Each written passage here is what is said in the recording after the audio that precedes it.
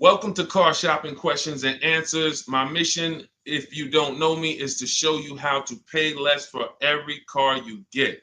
New cars, used cars, leases, it does not matter.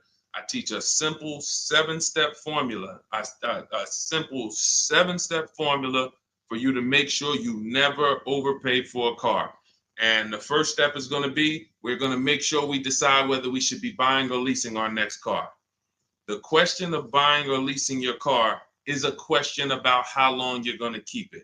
The second thing we do is make sure any car we have right now, we have to get the most money we can for it. That is a big deal. You cannot focus on the car you're buying without focusing on maximizing the value of the car you have right now. If that car was worth 8, but somebody talked you into taking 6, you lost 2,000. So we call that an equity assessment. Then we do something called deal focused budgeting to make sure we know what a great deal should look like.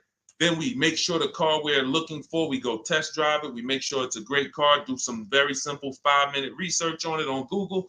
Then we move into step 5, which is getting 5 offers on every car. And then we move into paperwork. Then we take delivery. 99% of that is done from home. And that's why everything we teach is called Cars from Home. In fact, everything we'll be talking about is out my new book. It's a digital book called Cars from Home. It's 5-star rated. You can Google it, and you can get your copy for 75% off in the comment section on YouTube, in my TikTok bio. You will not leave the broadcast. You'll still be able to hear us. And in my Instagram bio and Facebook, we have a link for you to get your copy. So our first question comes from hold on one second. We'll get into our first question. Keep typing your questions, y'all. So Dolan's gonna pull them all in. I just got a message that we're having a little trouble with Facebook here. So our first question though is gonna be from Vanity on TikTok. She says she wants to lease. She wants to do it in her business name though. Okay, great question. We'll get to that in 10 seconds. Hang on one second. Okay, we're on the right page. Boom. Let me see. Got my internet connection. Thursday live. Let's go. While I'm doing this, you should be typing your questions. If you're looking for a new car, if you're looking for a used car, whatever you're looking for, Deshone, I don't even know what should I be looking for. You should be typing those questions to make sure that we can get them answered while we're on here. So let me just make sure. Live. Boom. All right, let's try Facebook again. Facebook might be giving us some trouble, but we don't like to leave anybody out. So let's go. Let's see if we go. All right, looks like Facebook is freezing. All right. I don't think we're going to be able to get around this right now. Broadcast failed. Okay, so we'll focus on YouTube. We'll focus on TikTok. And we'll focus on Instagram for now. We'll figure out Facebook later. Okay. So, and that's a good question. We'll talk about that 50,000 mile a year. That'll be the next question, Dolan. All right. So, Vanity, you want to lease. Let's talk about who leasing is for. Matter of fact, no, you already know you want to lease. So let's focus on what you talked about, want to put it in your business name. So I used to work for Mercedes. Some of you may know that. I used to work for Mercedes for 5 years. I worked for General Motors for 5 years. That's where I started my career. And then I went to Mercedes. I worked there for 5 years. Now, we had a lot of people getting cars in their business name, realtors, people who use the car for business. And then you had commercial leases. Then you had people who did like big business. They were putting cars in their business name and they needed commercial financing. General contractors, electricians, things of that nature. Most people, that's not going to be you. You're like the realtor. You are using your car and you're trying to see, well, can I put it in an LLC? Now, here's the problem that you need to make sure this is not you. We've never seen a day where anyone can come on and make a video, and if that video scratches the people's ear, if it's like, oh, that sounds like something I want to hear, then it could do well, and it could be totally wrong. So we have people telling people you can put cars in your business name. but the car is not going to be used for business. And here's the problem. When the IRS comes to audit you, they're not going to be around. So what you need to make sure of is if you are putting your car in your business name, you're actually using it for business. If you go and you get a couple hundred or a couple $1,000s a year in write-offs because the car is in your business name, and then you're audited and they ask you, well, what do you do with the car? And you tell them, well,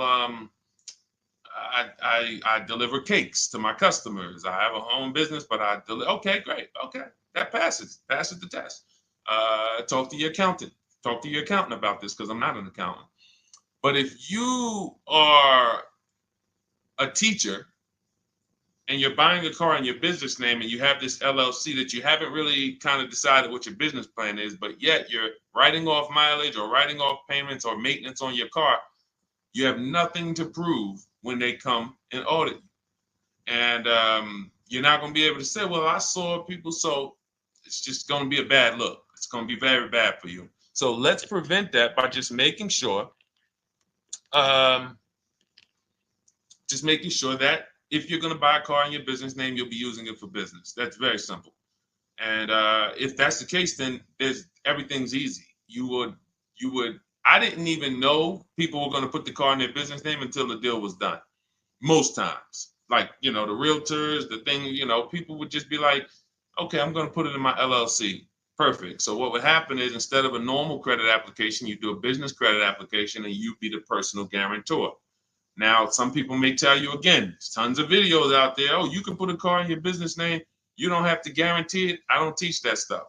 I've dealt with people who had fleets of vehicles that could not get a car in their business name without personally guaranteeing it. They had 10, 15 cars. Now, after you get, they might have not known because there's people you don't need that much, but it's not just easy to do. Maybe there's one bank that does, but again, I don't teach that. So if somebody said to you, you can put your car in a business name, no problem, no signing, no personal liability, then I always say go learn from that person how to do that. What bank does it? What car can I buy to do that? But the majority of people you're going to see are putting cars in their business name because they're using it for their job or they have a company, and that's it. Buy your car, learn to get your car to pay the best price for it, and then when they ask, whose name are you putting it in? You're putting it in your LLC's name. Super simple. It's not a hard thing to do. It's really based on your credit, but let me tell you something very important. I learned this the hard way. When I worked for Mercedes-Benz, I had a guy who came in, he bought an S550 from me. And he said, putting in his business name, all good. Now we get to the point where he calls me maybe a couple weeks after, and he says, hey, did the finance manager put the car in my business name? I said, yeah, absolutely. He said, it's still showing on my personal credit. I said, really? Because the whole point of putting the car in the business name is if you have two cars in the business name, the income from the business should be making sure that those $1,000 in car payments don't come off your debt to income. Don't come from your when you go and apply for new credit. If they see, wait, you got all these car payments, we're not giving you any more credit. That's the purpose, is they should not show because they're under the business. But there are certain banks, and in 2019, Mercedes-Benz Financial was one of them, who even if you put the car in your business name, they're showing it on your credit report. And again, that wasn't a happy day for me, but the finance manager didn't know either.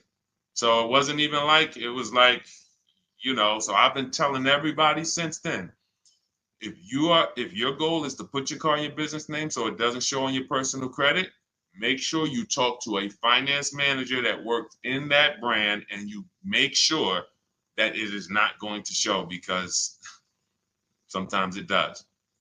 Great question. Go ahead, Dolan. I see we got a lot more questions coming in, so let's keep it moving.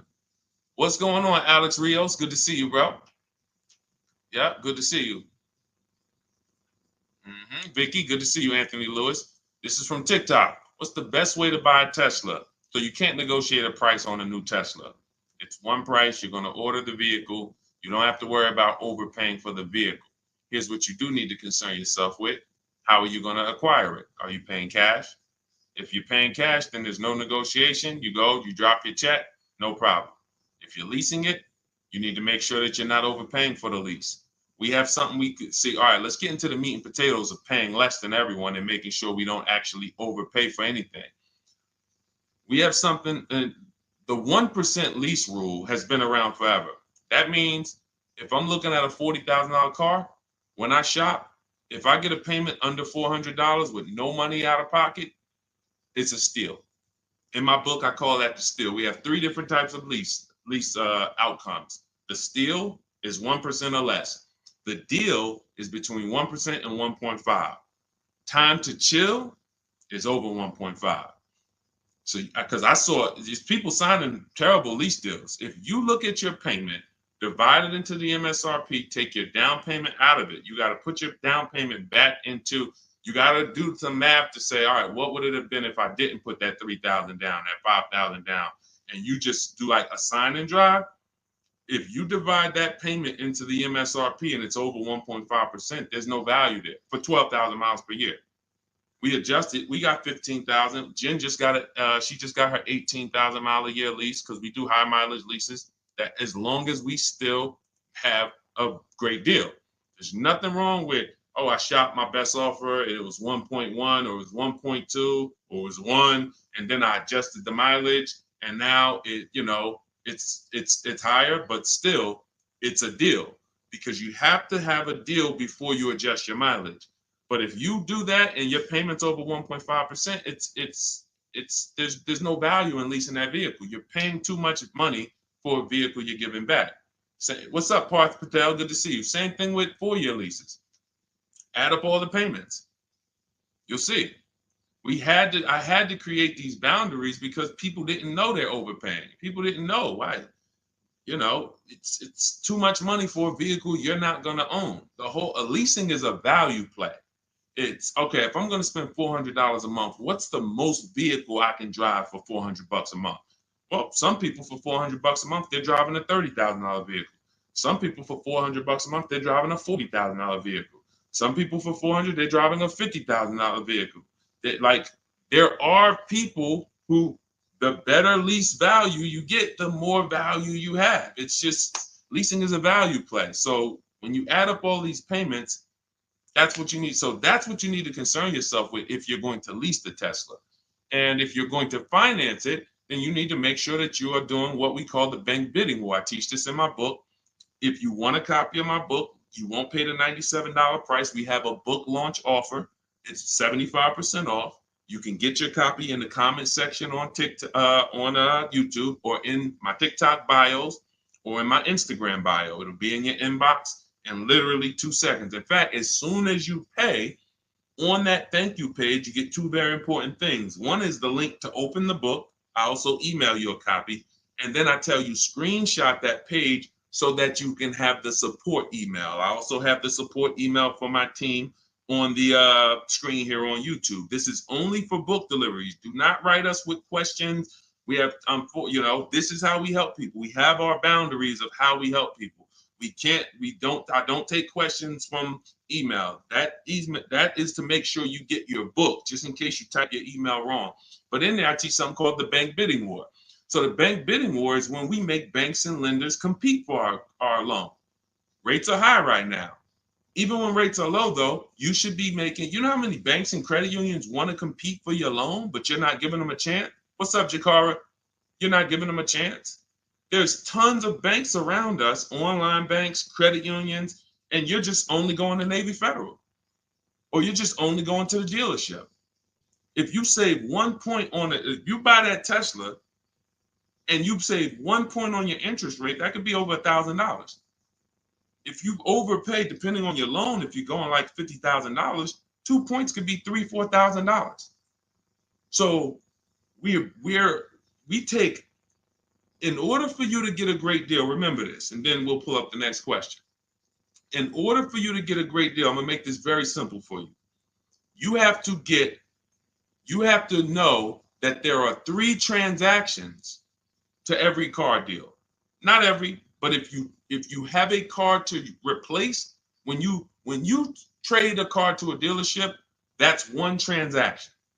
That's why there are companies out here that want to buy cars. They don't even sell cars. They just want to buy them. They're wholesalers, and then we have companies that want to buy cars. They don't care if you buy a car from them. They just, hey, can we buy your old car? That's one transaction.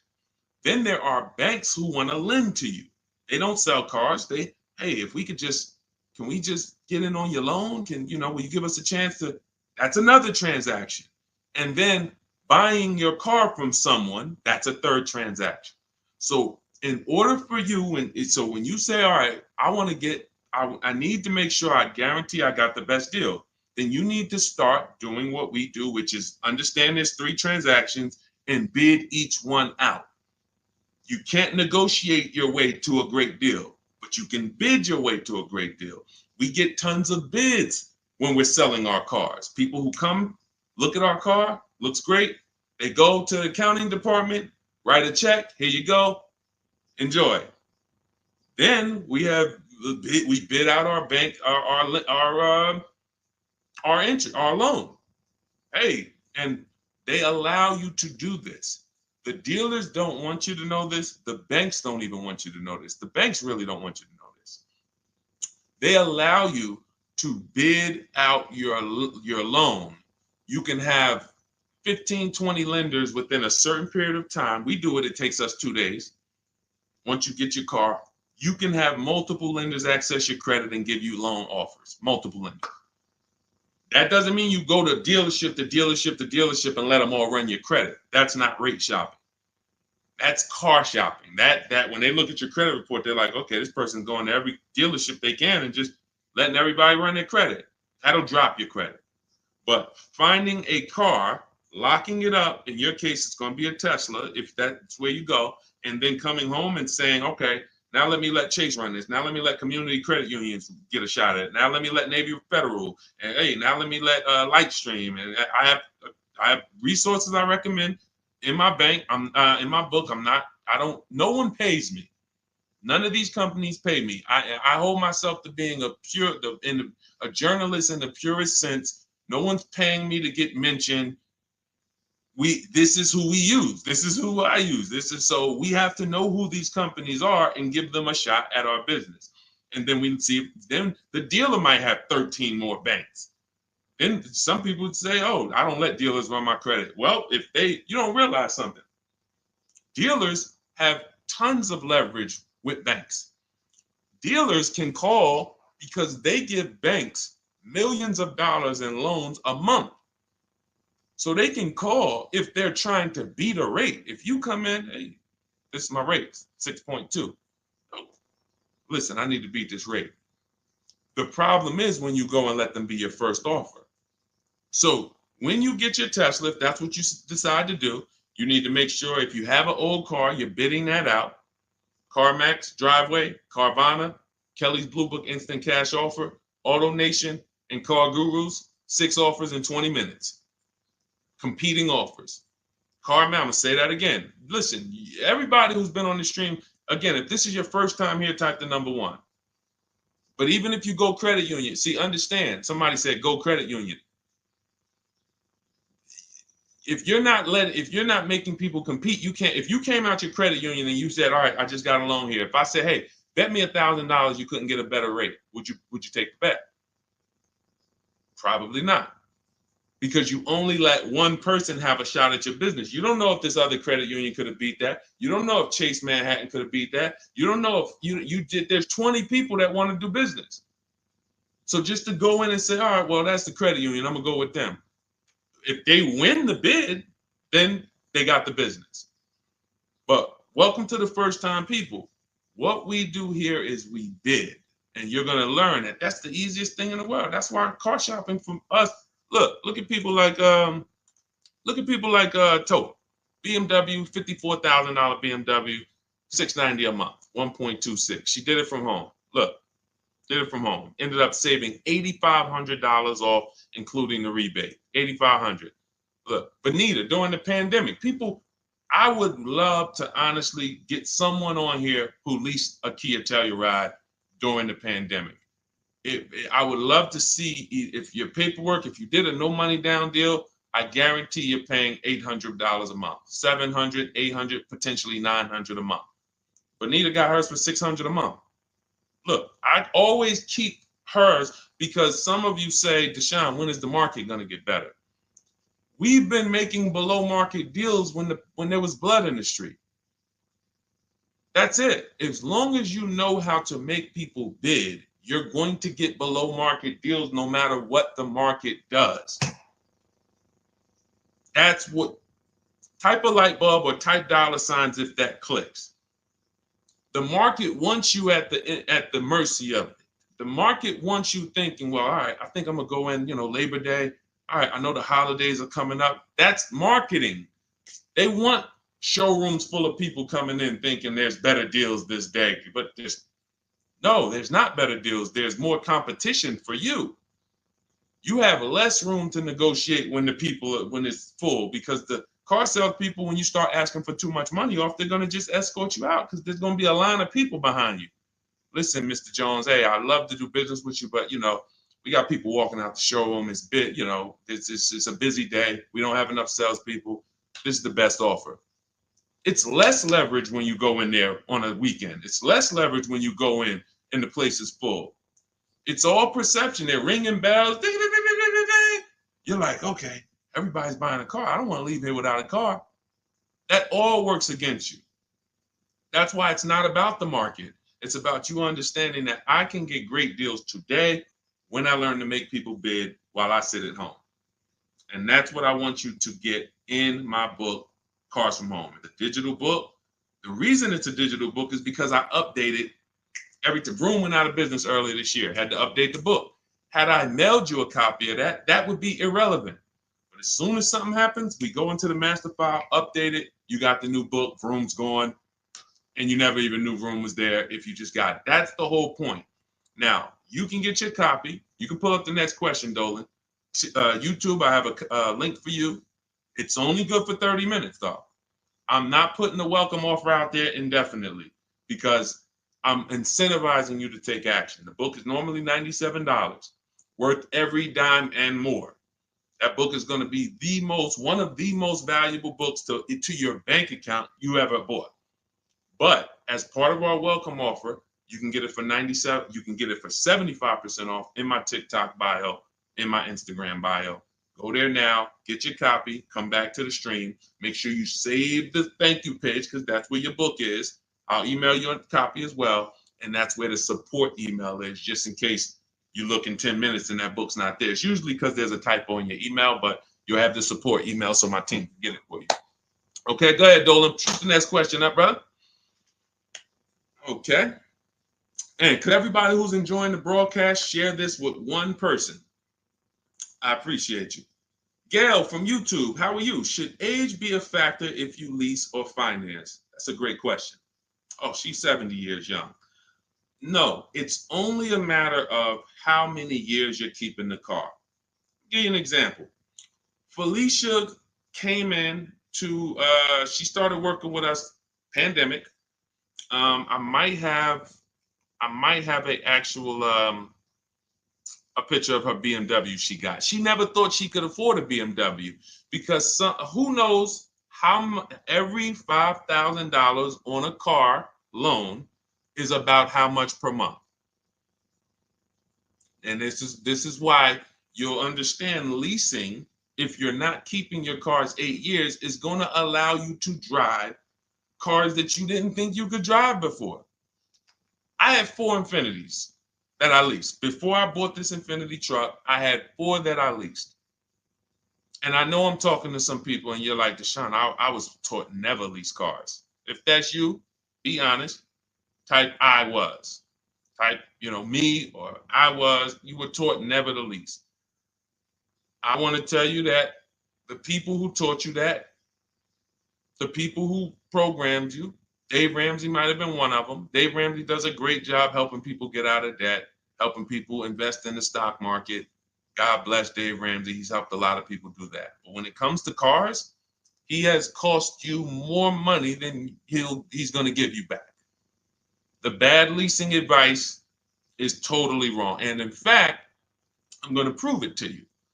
When you look at a great lease deal. Look at Ansley. Ansley gets a 2024 QX60 Infinity $58,000 truck. He's paying $554 a month. Every $5,000 on a car loan is about $100 a month. So when you walk into a car dealership and you're shopping, you're looking at a used car, you're looking at a new, when you see $10,000, you should think to yourself $200 a month. You see, oh, I see you asking 25 grand for that. You should think $500 a month. Oh, that's a $50,000 vehicle, $1,000 a month. Because here's why that thinking will protect you, because that's based on a 5-year loan. The max I'll ever recommend you go is on the 6 years. You can go 6 years. But anything longer than that, now you're in the 40-year mortgage category. What do you mean 40-year mortgage? Who didn't know that there were 40-year mortgages available? I'll do you one better.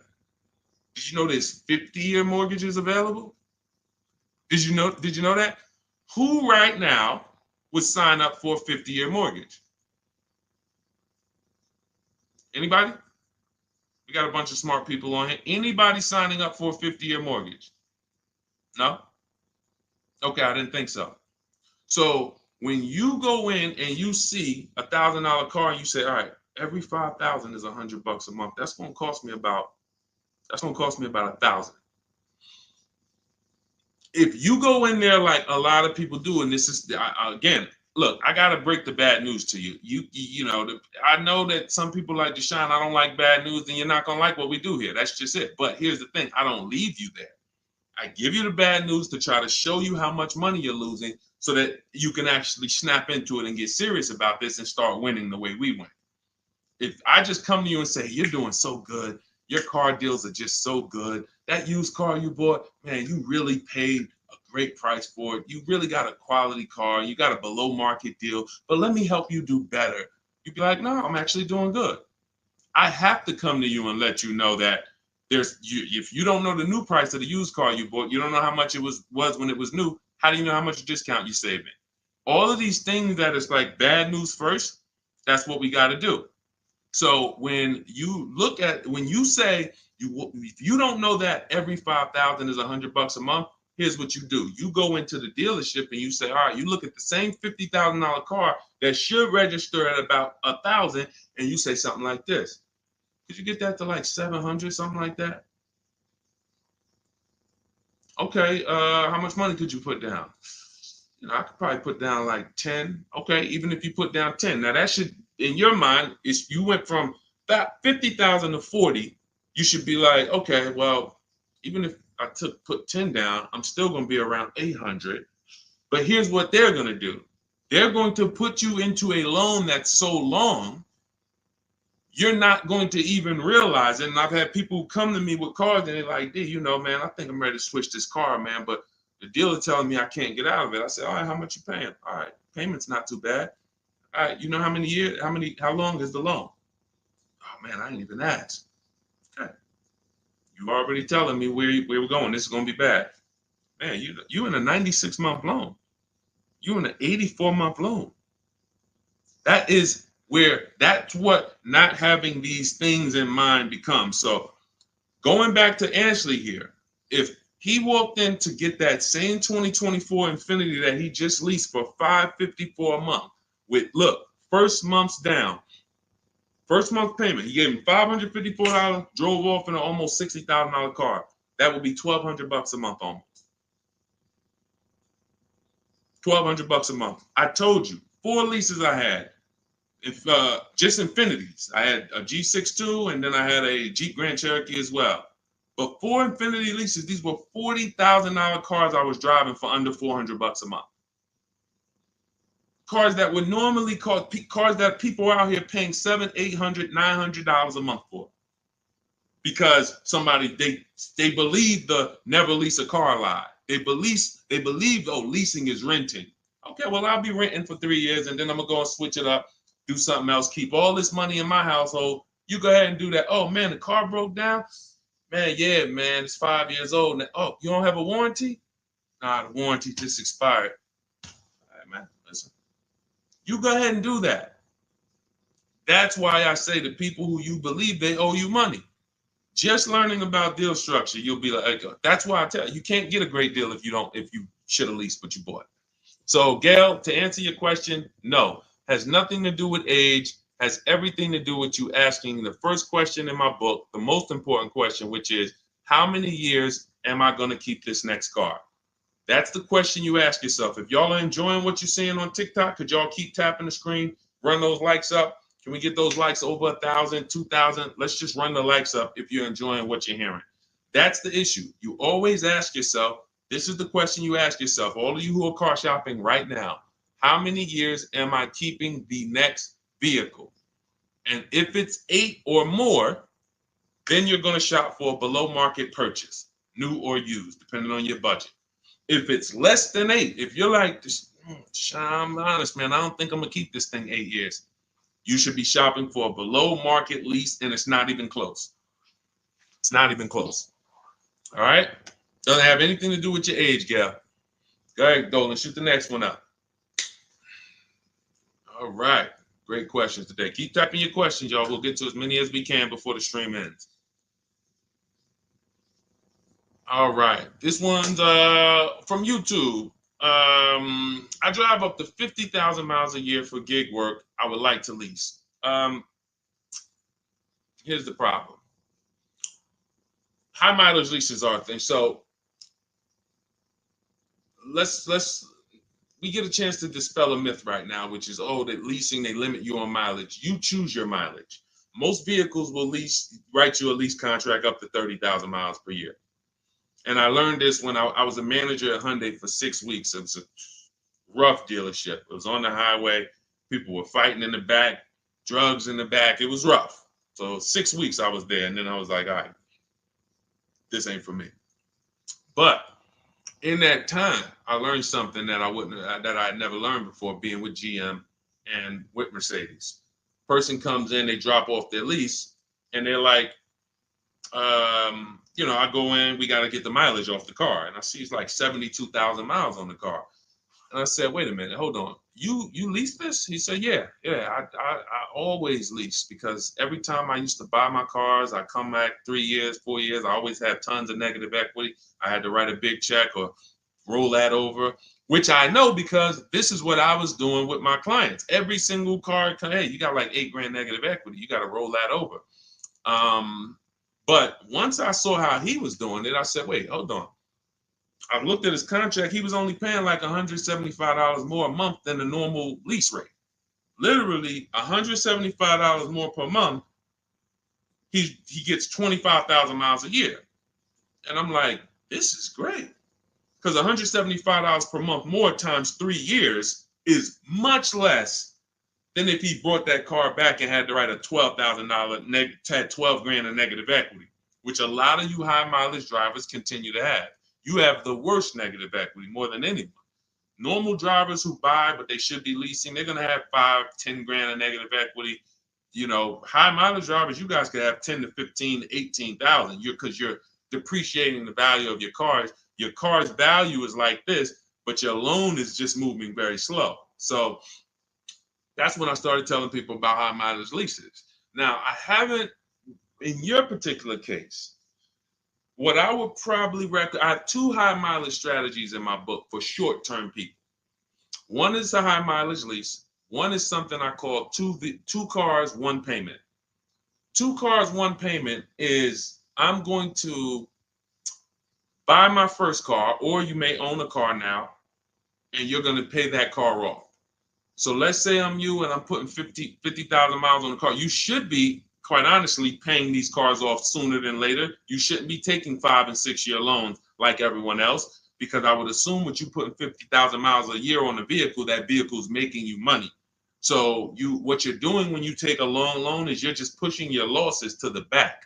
Instead of taking a shorter loan, like a 3-year loan, max 4, and then saying, okay, I'm going to drive 50,000 miles per year, 200,000 miles, I'm coming in, I'm going to turn this vehicle, and I'm going to have it paid off, though.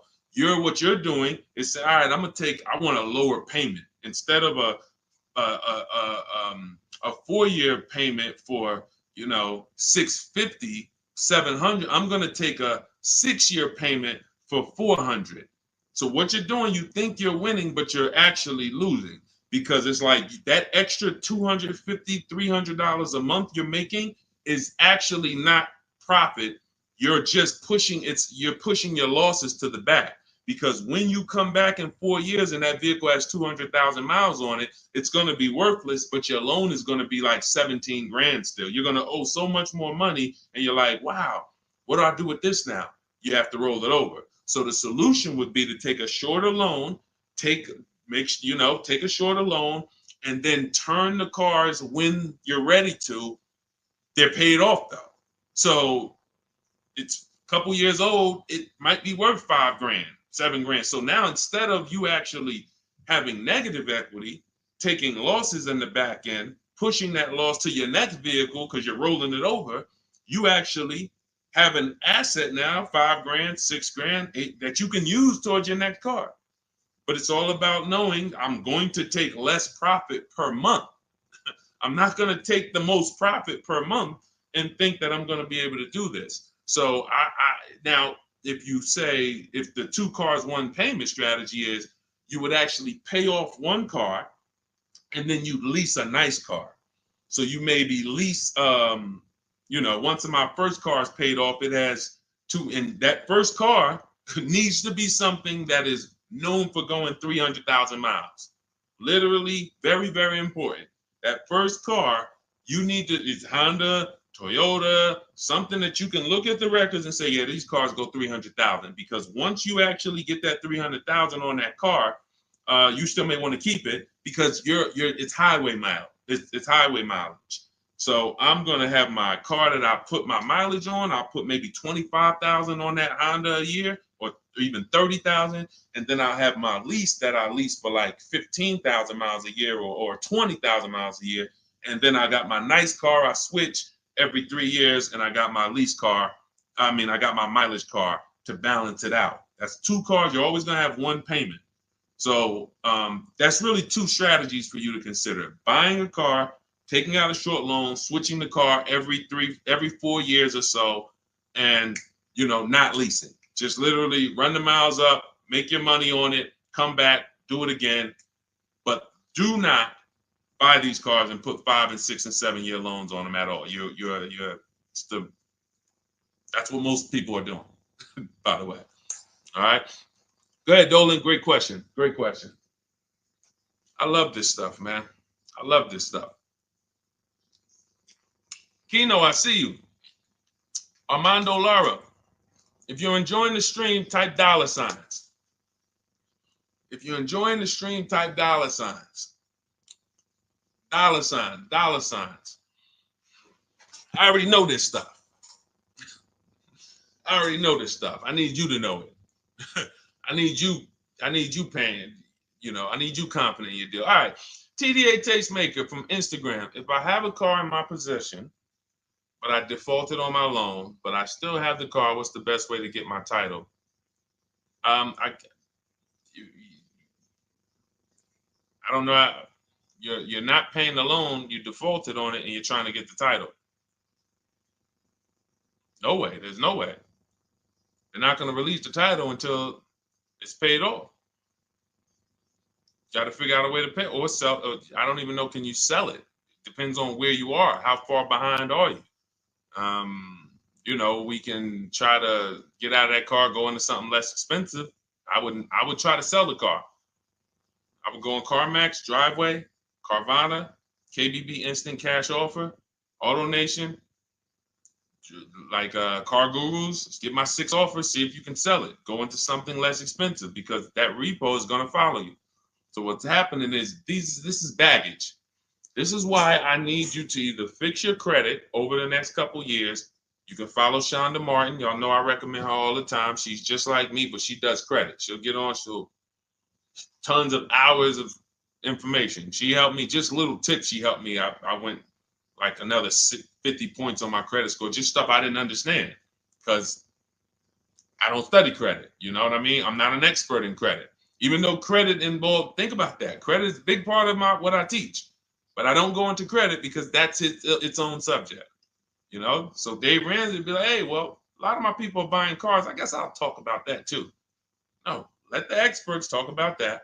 You go find the experts and bring them to your people. So I always say, I don't talk credit, follow the experts.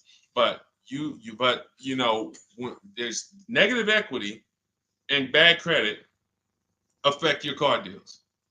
So the mission is, how do I make deals without negative equity? You got to know the cause. You should be leasing, but you keep buying. You should be shopping for below market leases, paying cents on the dollar, but you keep buying. Second cause, the second thing affects your deal is bad credit. So we got to make sure that we are working on our credit, and until your credit is fixed, you should be driving something inexpensive. Get the least expensive car you could afford. I mean, that'll Facebook Marketplace, drop $2,000, $3,000, $4,000. Find someone who's an owner. You want to find someone. I picked up a car because I work from home. We have another car. We got the Infinity truck.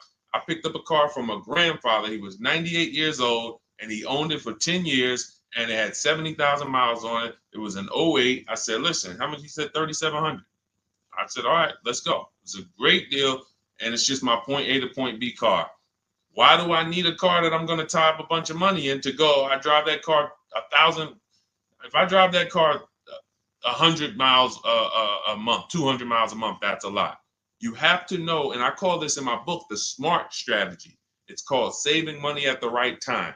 If your credit is not right, you don't need to go out and try to flex. You need to be trying to get something inexpensive. Oh, but they're going, man, I can't pull up like this. Then you go ahead and be financially foolish. Go ahead, pay 19%. Go get the Dodge Charger you want and pay 20% on it. And you're gonna overpay for the car. Go ahead, do that. But don't say I told you to do that. So what I'm doing is I'm getting an inexpensive car that I'll find on Facebook Marketplace that an owner has had in their driveway. They know everything about it. Pick it up for a couple grand. Don't buy from these dealers who pose as owners who just got the cars from auction. You ask them, hey, how long you had it? Hey, what happened? They don't know anything about it because they just got it. And I'm getting an inexpensive car until my credit is established. And what I would be doing is literally driving that car for 18 months or 2 years, getting my credit right, and then I'm going to lease something brand new. And be like, Dad, so you just went from that car to pulling up with something brand new? How you do that? I had a plan. That's how we do. So all of this, everything I'm teaching is out my new book. It's called Cars from Home, 7 Steps to Saving Time, Money, and Avoiding Dealerships. It's normally $97. You can Google it. It's 5-star rated. I think we have, how many ratings do we have now? I think we have, thank you to everyone who's reviewed the book, who's rated it. I appreciate it. 58 ratings. Appreciate it. You can read what people say about it. You can see how they've used it. You can see everything. So you won't pay the normal $97 price. If you go to my TikTok bio, as long as you get there before that timer hits 0. If you went to that page and that timer started clicking, once it's 0, it goes back to $97. You won't get the 75% off. So go back, get your book, and then you can come back to the stream. But make sure when you get your book, you save the thank you page so you can have the support email just in case your book doesn't hit, you usually type your email wrong, you type in too fast. We'll make sure you get it. And then on YouTube and Instagram, you go to my bio, get your copy. YouTube and Facebook, we have a comment for you in the link. We have a link for you in the comments. Next question, Dolan. Go ahead, man. This one from Instagram. I'm doing a regular lease. I need help. Can you explain the 1.2? Okay. Can you explain the 0.125 APR again? Should that be close to my monthly payment? Can you help? I'm trying my best, but they're trying my patience. So, first thing you're going to understand is the 1% rule. All right. When we go out to lease a car, in our deal focused budgeting step, this is something in our step 3 in my book. It's 7 steps. It's called deal focused budgeting. That means we are budgeting for what a deal should be, not for what we could spend. So if we're looking at a car that's $40,000 and we're like, okay, I'm going to shop for that car. When we're basing everything on the 1% rule, which is 1%, a 1% payment is 0.01, 0.01, $400. So you take the MSRP, $40,000 times 0.01, $400. That's the 1% lease deal. Anything lower than that, now you don't get these deals by negotiating. We get multiple offers. Some people are like, Deshone, I can't get no deals like that. Well, we got tons of them. If y'all want me to show them to y'all, we got tons of them. But anyway, that's a steal. That's not a deal. I call that a steal. Anything less than this, you stole a vehicle. Now, the 1.5% rule, which is 40,000 times 0.015, that's the max. That's the max. We're not going higher than that because once you add that up for 3 years, 36 months, 21,600, that's right around the cap of where we're gonna, because you got 40,000 plus taxes and everything like that. So call it around 43, 45. You want to pay no more than like 21.6 over 3 years. That's the cap. And if that's the best offer, it could be the lease program. They don't have much support. They got a high money factor. They got not much rebates, high demand, whatever it may be. But once we get 5 offers, if it's over 1.5%, we don't get those cars. So now what this person's asking about is that middle point, which is 0.0125. So we take the 40,000, we say 0.0125, that's going to be 500. So anywhere under 1.5 is a deal. Anywhere under 1.5 is a deal. The lower it is, the better it is, the more value it is. But the lower it is, how does it get lower? You're not negotiating it lower. You're getting once you see all your offers, if your offers, and again, I don't know your name because it's not on here, but if your offers aren't $175 to $200 a month difference, then you didn't shop right. When you're looking at those 5 offers, thank you. I see everybody sending gifts on TikTok. I appreciate it. I forgot. And can y'all double tap the screen? Just get those. Can we get to 1,000 likes on here? Can we get to 1,000 likes on here? Can we double tap? Can we just keep tapping the screen? If y'all enjoying y'all spending time with us, can y'all help us get to 1,000 likes? Appreciate y'all. So this is where this is a midpoint. But here's what you don't do. You do not go into the, y'all done flew. Y'all about to fly past 1,000. Look, on 10 seconds. Shout out to TikTok. Appreciate y'all. All right, so you don't go in a dealership and say, oh, well, get me to this. I want to be at 1.25. I want to be at 1.5. No, you don't do that. Because here's the thing. Ansley, he got a 1% lease deal on this Infiniti. Look, Jen on her Subaru. She just on her Honda CRV hybrid. She got a 1.3 lease deal, $512 a month, $40,000 vehicle.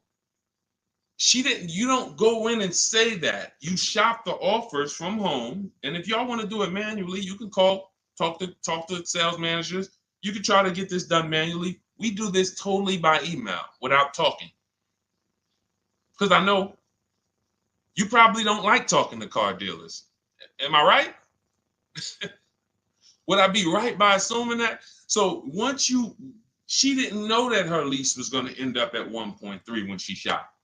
Ansley didn't know it was going to be 1%. Look, Kimberly got a Maserati. Let's go to some luxury vehicles, because sometimes people think, oh, well, remember, I worked for Mercedes before I came and started teaching.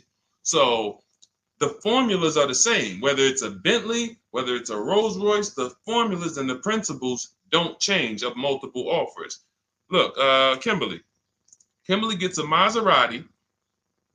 She's paying, it was a $91,000 vehicle, 92 almost. She's paying $944 a month for it. It's a Maserati Grecal Modena, $92,000 vehicle. She's paying $944 a month for it. She didn't know that she was going to save $20,000 off. This is the other post. Look, she didn't know they were going to knock $20,000 off the selling price. You don't know that. You come in, you trust the process, you get the multiple offers, and then you look at the best offer. If the best offer, whatever the best offer lands at, as long as you see a bunch of other higher offers, now you know you shopped the market correctly. You found the 20% dealer, we call them, that beats all their competition, and now there's your deal. This is for new cars and leases. Used cars, different strategy. Different, still multiple offers, multiple options, but it's a different strategy. That's in my book too, but I want to make sure you understand this. That is how you do it. The 1.2%, 1.25 is just a middle ground, but when you shop your offers, just make sure they're all under 1.5 and then pick the best one. If the best offers is over 1.5, you got 1.6, 1.7, 1.9. That's a bad lease program. That means there's no support there. As long as you see a spread, if there's no, like, man, all of these offers are over 1.5, it's a bad lease program. High interest rate, probably terrible residual, no rebates, no incentives. That dealer who's the lowest is discounting the car. It's not their fault. They can't help the lease program. So the better you get, the better the lease program is. When you shop, you'll be closer to 1. The tighter the lease program is, when you shop, you'll be closer to 1.5. But as long as you're under 1.5, it's great value, much better than buying, paying cents on the dollars. It's a win. All right. Go ahead, Dolan, shoot the next one in. And I think y'all see, I have to answer these questions thoroughly.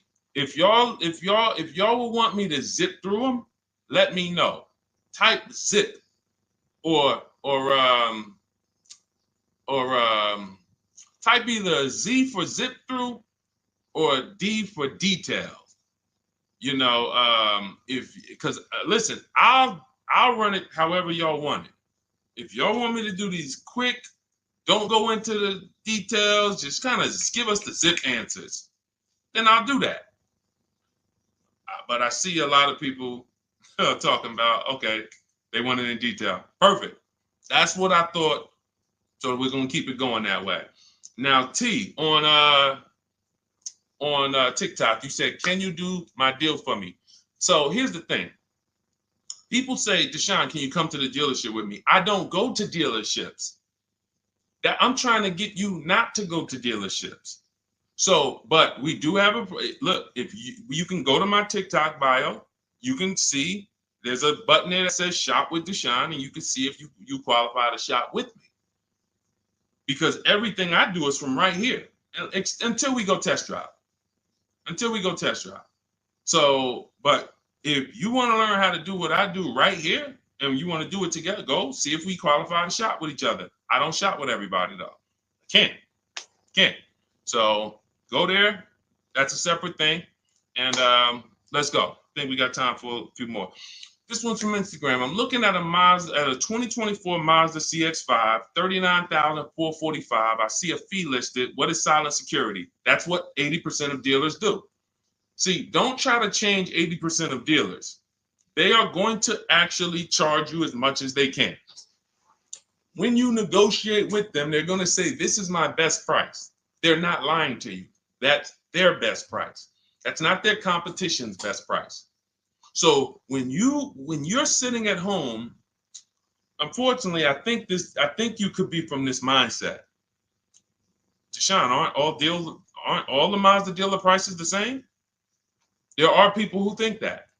There are people who think like, okay, it's like the Apple Store. Like Apple Store next to me, Apple Store in Santa Clara, California, Apple Store in here, it's gonna be, these are all the same price. I'm gonna just deal with who's closer. It's like McDonald's, right? Same price here, let's go to the closest McDonald's. Nope, it's totally different. These are competitors. These are competitors, individually owned franchises. They compete against each other and they try to beat each other, which is why when you get to a dealership, what don't they want you doing? I want to give y'all some time to type this in. What don't they want you doing? Once you sit down in that seat, if they can get you to sit down in that seat, which we don't do. We never talk numbers in a dealership. We're there to test drive. What don't they want you doing when you're in a dealership? Y'all don't need to hear this from me. You've experienced it. They don't want you leaving. Thank you, Smokey. Thank you, Smokey. Newberg, yes. They don't want you to leave. Luis Soto, I see you on Facebook. Don't leave. Look, you had, so now, see, as we pull back the curtain, there's new brain cells that are being developed now, things that you weren't aware of. Now you'll see why. That's why. Because the last thing they want you to do is shop their competition. Their last thing is, hey, what can we do? Just tell me what we can do. That's why they're just gonna sit there. Hey, come on, tell me what's gonna make you happy. Well, what's gonna make me happy is you give me time, let me go home and actually, shop around a little bit. But is there a number? Is there a number that I could offer you where you wouldn't even shop? These are all trained questions to keep you there. I call them the showroom shackles. It's like as soon as you sit down, like a little, boom, little handcuff comes out. You can't go too far. So this is what you want to avoid like the plague. We do not talk numbers in dealerships. We don't talk to salespeople unless we're there for a test drive. These are things that everybody who I'm sharing with you, from Greg to Danielle with her Audi lease, Eddie on his pre-owned, on his Toyota, got a brand new Toyota last year, still during the pandemic. It was still, look, he said, I shopped around. I was able to get everything I wanted, plus more, $2,086 under MSRP in a 1 week window. 1 week. So this doesn't take a lot of time. Some of you like, Deshone, well, I only got a couple days. Could I make a deal in a couple days? Look, not even Eddie. I'll give you one better. Look at Ansley. Ansley's got his, Ansley, look, on his 2024 Infiniti, he said, look, I started the process Saturday. I accepted a deal Monday. I need you getting these deals in 90 minutes. 90 minutes. I have never gotten any car that I ever got spent more than 2 hours on the whole process. Never. From home. Now, I want you to spend more time than that shopping. Shopping is deciding what you want. Going test driving, going seeing cars, seeing options, looking at cars, deciding that. No rush on. We don't let anyone rush us on that. But when it comes time to get the below market deal, 90 minutes. We got the internet. Why should it take me more? We do everything we do. So look, 2 days, Ansley did it. This is what you have to do. Like, get out of that old process of being trapped in dealership and realize, Messing King, the dealership you're looking at is just one of many. The whole area around us is one big marketplace. If there's 25 Mazda dealerships around us, you're going to know. I'm talking to all of these people. They're fighting for my business in my email. They blowing my email up. They all want to sell me a car, and may the best dealer win. It's empowering. It's beautiful. So everything is in my digital book, Cars from Home, 7 Steps to Saving Time, Money, and Avoiding Dealerships. You can get your copy for 75% off as part of our welcome offer. How the heck did we go from 500 likes to 3,200 likes on TikTok? Shout out to y'all. We on 2 TikTok channels right now. But y'all done blew this one up. Appreciate y'all. In my TikTok bio is your copy of Cars from Home. You'll also get the bank bidding war blueprint for those of you who are financing, and teach you how to make banks and credit unions bid, and everything step by step. You won't pay the normal $97 price. You get there before that timer hits 0. You'll get it for $24, which is 75% off. Same thing in Instagram. Go to my Instagram bio now. Before the timer hits 0, you only got 30 minutes. Get your copy for $24 instead of $97. And on YouTube and Facebook, we have a link in the comment for you guys to get yours for 75% off. All right, Dolan, let's roll with I think we got time. Let's see how many. Go ahead, shoot the next one up. Looking at the clock. I have front bumper damage on my Ford EcoSport and 3,500 negative equity. What should I do? There's only 2 things you can do to get out of negative equity and into a new car. One of them, there's 3 things actually, but one of them doesn't get you a new car. Negative equity, I call the bad credit for people with good credit. It's the only time I see people will walk in the dealership with a 750 or 800 score, they leave with no car. Negative equity stalled the whole deal. So what you want to do is you get your bids, Young King, you get your bids from these companies, CarMax. This will take you 20 minutes. This is step 2 in my book, the equity assessment. We need to know what the real equity is, what the real negative equity is, and we don't do that based on an algorithm typing in 2,000 this, and then in 5 seconds This says, oh, your vehicle's worth this. Now go fight for it. No, we get offers. So you're going to go to CarMax, Driveway, Carvana, Kelly Blue Book, Instant Cash Offer, Car Gurus, and Auto Nation. You get those 6 offers. Now, the best thing for you to do is to close the gap and pay the difference. So whatever your highest offer is, if you have the money, I will pay the difference, because none of those higher offers are going to be as good as no dealer is going to be able to get close to your highest offer over there. Now, a thing for you is if all your offers are under 10 grand, you can list that car on Facebook Marketplace. I would sell it privately if the offers are around 10. Once you get to like a $12,000 car on Facebook Marketplace, you're really limiting your options because people need loans. So not too many people can come in and stroke a check for 10, 12 grand. So your buying pool is going to be limited. But I would go that route, because if they come in and they pay you $2,000 more privately, now you might only have to come up with $1,000 or $1,500 to close the gap. I would prefer you to do that, because then you get to do a clean deal. You get to go shop for a car, or when you're shopping for your car, once you get it, you're selling your old car to this buyer, and your deal is clean. You don't have to roll any baggage over. Now, if you can't pay the difference, you now have to bring baggage over. And unfortunately, you have to do what we have a curse word here. We don't say it much. I don't like to use it. It's a curse word. It starts with a T. Does anybody know the word that we use? Something we don't do. We don't do. But you're going to have to do it if you can't pay the difference between the negative. Thank you, Ivan. Trade. Thank you. I love my people. Man, listen, man. I love the people who locked in. You could tell the people who just like, man, Deshone, listen, I hear you, bro. My money's important to me. I can't be out here on a stream with you and not be getting what you're saying. Like, my money means something to me. Correct. Trade. We don't trade, because again, you're not going to get the most you can get for your item trading it. You get the most doing what I told you to do over the last 90 seconds, which is putting it on the market, multiple offers, competing, blah, blah, blah, blah, blah. So if you have to trade, then what would happen is you would have to shop for your vehicle, get your best offer, and then once you get your best offer, you would have the used car manager look at your car and say, okay, we're going to roll that over. So, you know, if your best offer over here would have resulted in $3,500 in negative equity, when you get your best deal here, they're going to now, it's probably going to be $5 grand in negative equity, because they can't pay those prices that Carvana and Driveway and Auto Nation, they can't compete with that. So now here's what you also could do, which I hope you don't do. You can go into a dealership and just say, hey, can you trade me out of that into a new car? I want to lease or I want to buy something. And they'll pretend you won't even understand the numbers. They'll just be like, all right, what payment you want to be at? You won't understand how much negative equity you have. You won't even understand that. Yo, dad, y'all, how I end up with 6,000 negative equity from y'all?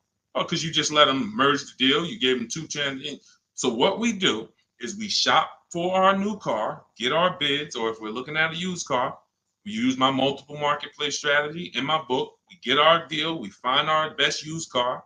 Once we lock it up, now we already know those prices. We know what our all-in price looks like, because whenever we get a price, we get it all in, taxes, everything in. And now it's like, all right, can you tell me how much you would pay me for my car? So now it's like, oh, okay. Now you can see, oh, it's 3,200 in negative equity. You need to see the numbers. You don't need to. I want you to see them so that no one can be pulling the wool over your eyes when it should have been 3,200 in negative equity, but they're going to turn it into 6 because you just came in and said, all right, y'all get me into a car. Just make the payment nice. So we always separate our transactions and bid them out, even if we have negative equity. That's not going to change. But in your particular case, if you have too much negative equity, you can't pay the difference. You lose the ability to bid out your car, which is a major part of what we do. We bid out our car so we can maximize that. If you can't pay the difference, you now have to trade, and one step of the bidding process you can't do, which is why I say stay out of negative equity. You should be going into a lease. It's no way. Only people who should be going from negative equity to another finance is if you had an emergency. which means like, okay, Deshone, I had a small car and my wife just had twins. Like, you know, I had a two-seater, I had a coupe. She's having twins. Now we need a bigger car. I was going to keep it 8 years. I was going to keep the car 8 years, pay it off, keep it, but now this doesn't work for me anymore. The next car you buy needs to be kept 8 years, because if you go from negative equity, go finance another car, not lease it, and then take out another 6-year loan, and then 3-4 years in, you're like, okay, I'm gonna switch again. Now more negative equity. Instead of 35, you're gonna be at like 7 or more. And then, oh, let's roll that over. And it's just a repetitive cycle of always having a car payment, never paying the car off, and always have it paying for your old car in your new car. Negative equity, the devil to your car deals. The bad credit for people with good credit. Stay out of it. Learn the lease. All right, y'all. Listen, we just hit the hour mark. Great job. Thanks for everybody who tapped in. I hope you got a lot of value out of this. Again, some of you who are like, Deshone, I need the blueprint. I want everything you teach step by step. Walk me through each play. My book is called 7 Steps to Saving Time, Money, and Avoiding Dealerships. It's a digital book. It'll be in your inbox in literally 2 minutes. Go to my TikTok bio, use the 75% off link. Go there, you'll have it. But make sure as soon as you activate that link, Instagram too, you screenshot the thank you page. As soon as you pay, you get the thank you page has the book. You scroll down, it says click here to open your book. I also email you a copy, but I want you to have that support email just in case you type your email wrong or something and it's not there. You can get in touch with my support team so you can get your book immediately. YouTube, we have a link for you, as well as Facebook in the comments. Use the 75% off link. You won't pay the $97 price. But again, if you missed it, and that you was like, Deshone, I went there and that countdown is 0. It's back up to $97. It was a 30-minute offer, and I've been saying that for the last hour I've been on here. So it's still worth it at $97. There's no one who's going to get that book, use it, and be like, Deshone, that wasn't worth $97. You'll be like, Deshone, this is, I got a bunch of books on here. I'm going to end with this. I got a bunch of books on here. I'm going to be honest with y'all. I can't tell you if any of these books are actually saving me thousands of dollars. A couple. I got some good ones. Don't get me wrong. This will be a book, when you look at all the books you ever got, this will be top 3, guaranteed. Where you said, this book saved me more money than any other book that I own. Top 3. That's Cars from Home. And that's the standard we hold it to. It's already 5-star rated. And if you use it already, please go to Goodreads and add to the ratings. We'd love to see it. All right. I'll see y'all on the next stream. It's always a pleasure. God bless you. Keep winning. And make sure you send me your success stories by email. I want to see your car deals. All right. God bless.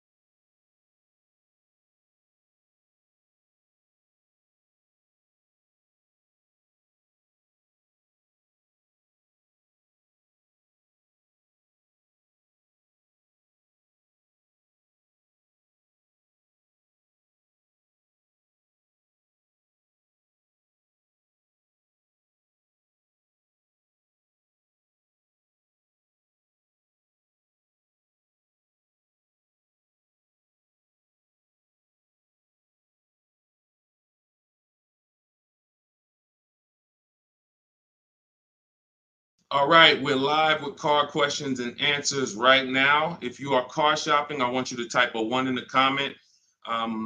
Right now, everyone's overpaying for cars. It is absolutely, it's crazy what I'm seeing right now. And as someone who spent 14 years in the car business, I cannot believe that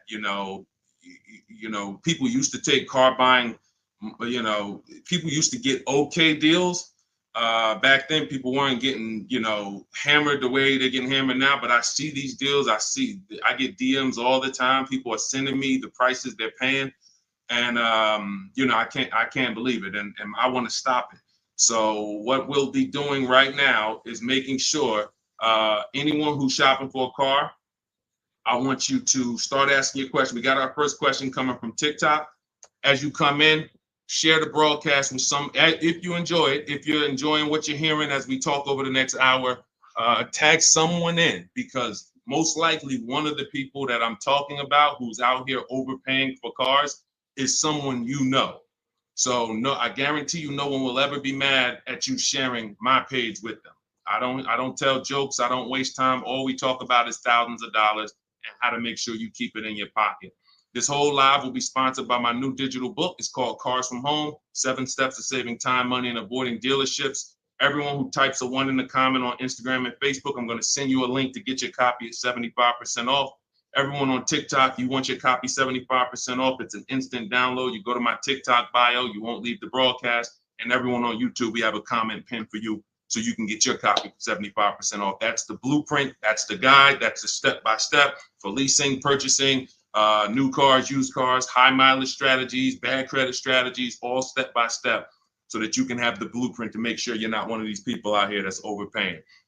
Okay, so first question came from Coral on TikTok. Will better incentives be coming out by December? You never know what incentives there are. People will lie to you about incentives. And in fact, when you walk into a dealership, if you ask them, do you have any incentives this month? What do you think they're going to say? Even if they don't have any, they're going to say yes. Because they're never going to say, no, we don't have any, come back next month. You'll never hear that. So how do we know what the real incentives are? And just so I can be clear, because I want to talk in a way for the most, even if we got high schoolers on here coming out of high school and want their first car, I want to talk in a way you can understand this. In fact, you might get this more than some of the adults who've been programmed a little harder because, you know, they've been doing the same thing for years. Incentives or rebates and low interest rates and anything the manufacturer puts on a car to help it sell more. So it could be a military rebate. It could be a conquest rebate. Conquest rebate is a rebate for a competitor's car you own. So if you're buying a Lincoln and you have a Jaguar, they might have a conquest rebate, a loyalty rebate, dealer cash, which is not a rebate. It's just literally cash that the dealers get to make deals with. It might be $1,000, $3,000 dealer cash. Federal rebates, we're seeing a lot of that with electric vehicles. There's no obligation for them to tell you about any of this stuff. If you go in there and you get a car and you didn't know any of this stuff existed, it's buyer beware. You lost. You don't get to sue anybody and say, wait, guys, I found out you guys had $7,000 in rebates you didn't tell me about. That's why it's our job to make sure we are getting the actual rebates. And how do we get it? We must shop multiple offers.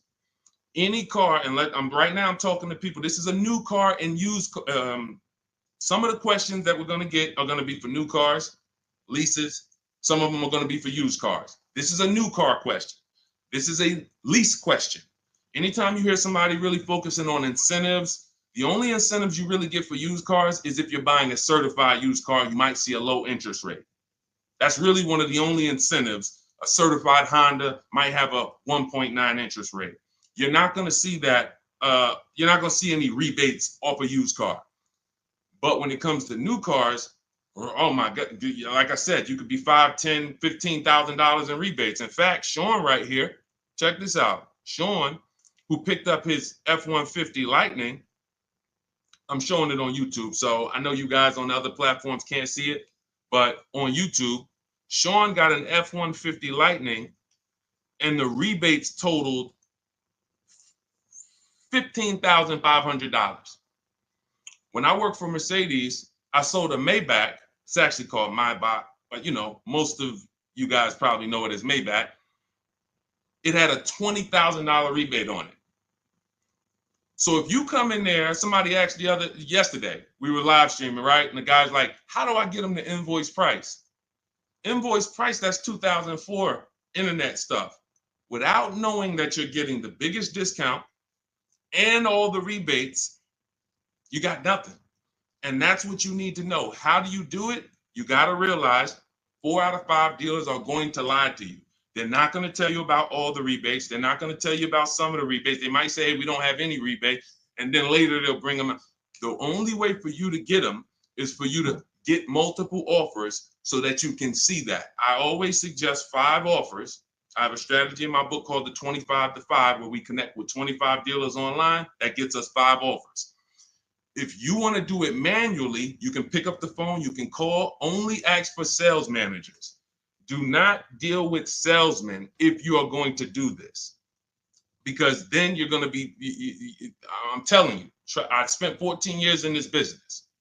Only if you're going to do it my way, you'll do it only by internet, no talking. If you're not getting the book, if you don't have my book, then you say, all right, I'm going to do it the manual way. Call, only speak to sales managers, or your life is going to be hell trying to get these offers.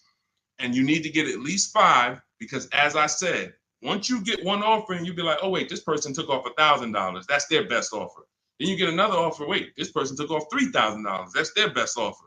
Oh, this person said it's $3,000 rebates and they took off another $3,000. They saved me $6,000. Oh, that's their best offer.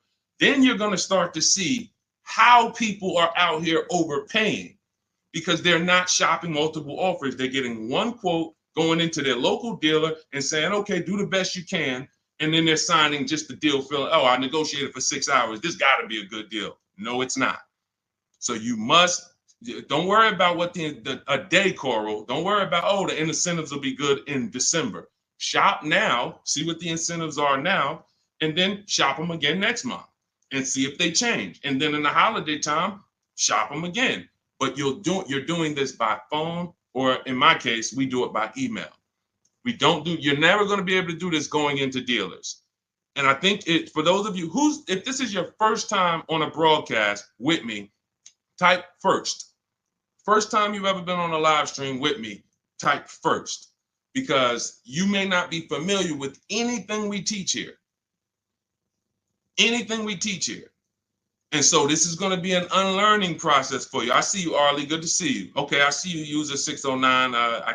You don't have a name, so I see you, Nadine. Welcome. I see you, 357 Scene. I see you, I Spent Cinematic on Instagram. I see you, Just Too Blessed on Instagram. All right, well, type up everybody who's been with us for a while. I want you to type welcome to all the first-time people. I see you, Maurice Jenkins on YouTube. I see you, Libo on YouTube. Everybody who's been here before, you kind of know a little bit about the foundation, or you've been mastered this. Maybe you got cars using what we teach. Type a welcome to the first-time people, so we can let them know, welcome to the new way. Welcome to the new way. There's gonna be a lot of unlearning, but we're going to try to make it as comfortable as possible for you. But the major thing that you need to understand right up front is I teach a philosophy called cars from home, which means you can get your best offer, below market offers that no one else is getting. You can pay prices that no one else is paying without ever leaving your house. And in fact, the only way for you to guarantee that is to make deals from home, because this is where you're in control. This is where you can't let your emotions get out of control and make a bad decision. And this is where you can use the internet to talk to multiple dealers at one time and have them bid for your business. All right. Go ahead, Dolan. Everybody type your questions. We'll continue to get to them. Coral, I think you kind of got the premise of what we're, what you need to focus on first, which is, unlearning the waiting for incentives and shopping wide, talking to multiple dealers, and actually monitoring the incentives from month to month yourself. Okay, what's up, D? This is Maurice from YouTube. What's up, D? I want a pickup truck. I like the Chevy Silverado. Okay, I know you said not to lease a vehicle you like. Okay. When did I say that? I know you said not to lease a vehicle you like. So I'm getting confused on financing and leasing. Okay. Okay, let me be clear. I never said don't lease a vehicle you like. I know you hear a lot of stuff from me, and that could be you might have gotten confused somewhere. It's all good. Here's how who's ready to finally put the leasing versus buying to bed forever. If you're ready to put The leasing versus buying. All right, Deshone, I hear, should I lease or should I buy? If you just type ready. If you're like, you know what? I hear videos from you, Deshone. I hear people from, I never used to hear videos about leasing 3 years ago. Now all of a sudden everyone's talking about, hey, you should be considering leasing, ready to consider leasing. I love numbers. And I love making the numbers easy for you. If I can't make the numbers easy for you, then I can't do what I'm called to do. The easy way to know from now on, should I buy or lease a vehicle, is to ask yourself, how many years am I keeping the next vehicle? When you're considering a lease, you're considering how you're going to beat depreciation. I see y'all tapping the screen. Every time you hear something on TikTok you like, just double tap the screen and y'all keep running those likes up. I appreciate it. TikTok brings more people over here. And, you know, I appreciate you guys. You guys help this message spread. You need to ask yourself, this is the first question. In my book, some of you have it, my digital book, Cars from Home. The first question before anything, before what car I want, is how many years am I keeping the next car? Because when you are getting a depreciating asset, you have to look at it like this. Every time you buy a car, I want y'all to think about this. What is this, Deshone? This is depreciation. If you buy a car today for $40,000, how much is that car worth in how much is that car worth in 5 years? Throw some numbers out there. You buy a car today for $40,000 in 5 years, average miles, how much is that car worth?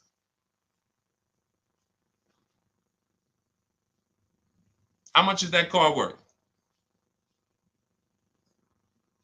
Throw some numbers. 22. That's a good estimate. That's a good estimate. 357 said 4,000. You're not losing that much unless you just bought trash. Now, there is something coming to electric car owners soon, and we'll talk about that. Remind me to talk about the huge warning I have for electric car owners before we end it. 20,000. Now, check this out. If you buy a car for 40 and it's worth 20, okay, that's good. That's half in 5 years. I think it's going to lose more than half in 5 years, quite honestly. But when you're getting your car, you're trying to ask yourself, how am I going to beat depreciation? How am I going to prevent having something that I tie up money in for 5 years and that money is just losing value every time? Now, the way you beat depreciation is to keep the car a long time. Who has a car outside right now that they've had it more than 8 years? Type me. You know, if you have that car more than 10 years or 8 years, 10 years, you're not worried about what it's worth. It's going to be worth the same next year, about the same next year as it is today. That means you beat the depreciation. That means your depreciation is no longer like this. It looks like this. Today, your car is worth $8,000. Next year, your car will be worth $7,500. You're not losing that much value.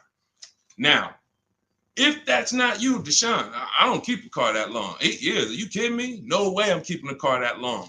You should be shopping for a lease.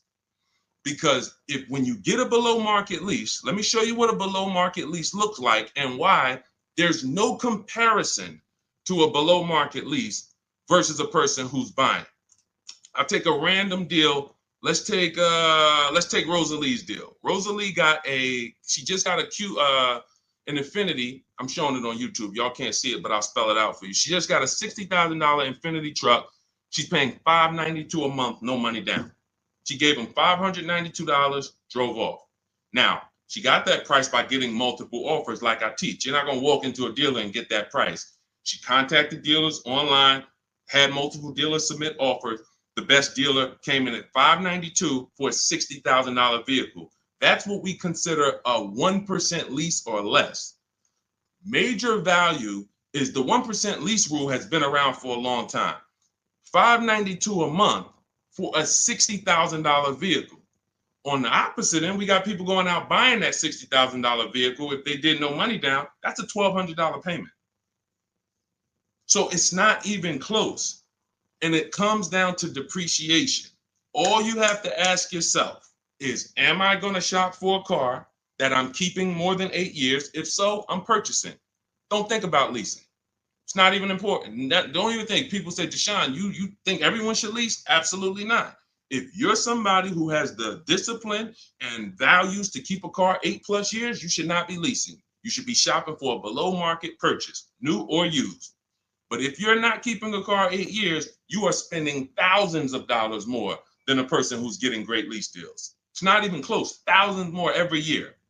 And they're driving better cars than you. So Maurice, the only question you need to know about leasing is, are you going to keep this Chevy Silverado 8 years or longer, or less than 8 years? If less than 8 years, you shop for a lease, brother. Okay? Go ahead, Dolan. Next question. That's the formula, guys. That is the first question you ask yourself. The buying versus leasing question. How am I going to beat depreciation? Nothing more important than that. Got to put your deal on the right foundation. Okay, this is 777 from TikTok. They repoed my car. Do I still have to pay for the remaining balance? Well, that's a credit situation. When they repo your car, it's going to end up on your credit, and until you settle that balance, it's going to be there as a repo, and it's going to hurt your credit more. So at some point, you're going to have to deal with that. It's not going anywhere. So what a lot of people, and I would tell you, everyone who's having credit issues, you should be following Shonda Martin, Road to 750 Plus on Instagram, on TikTok. She's on every platform, and she teaches. She's basically the me of credit. All she does live Q&As. She can, go rapid fire Q&A. And when someone can sit on a live and answer questions on the fly, like random questions, that's when you know they're an expert in their subject. And I've seen her do that dozens of times. So you should be following her to see how to deal with that repo in the best way. But for sure, it's not going anywhere until you handle it. Go ahead, Dolan. Next question. All right.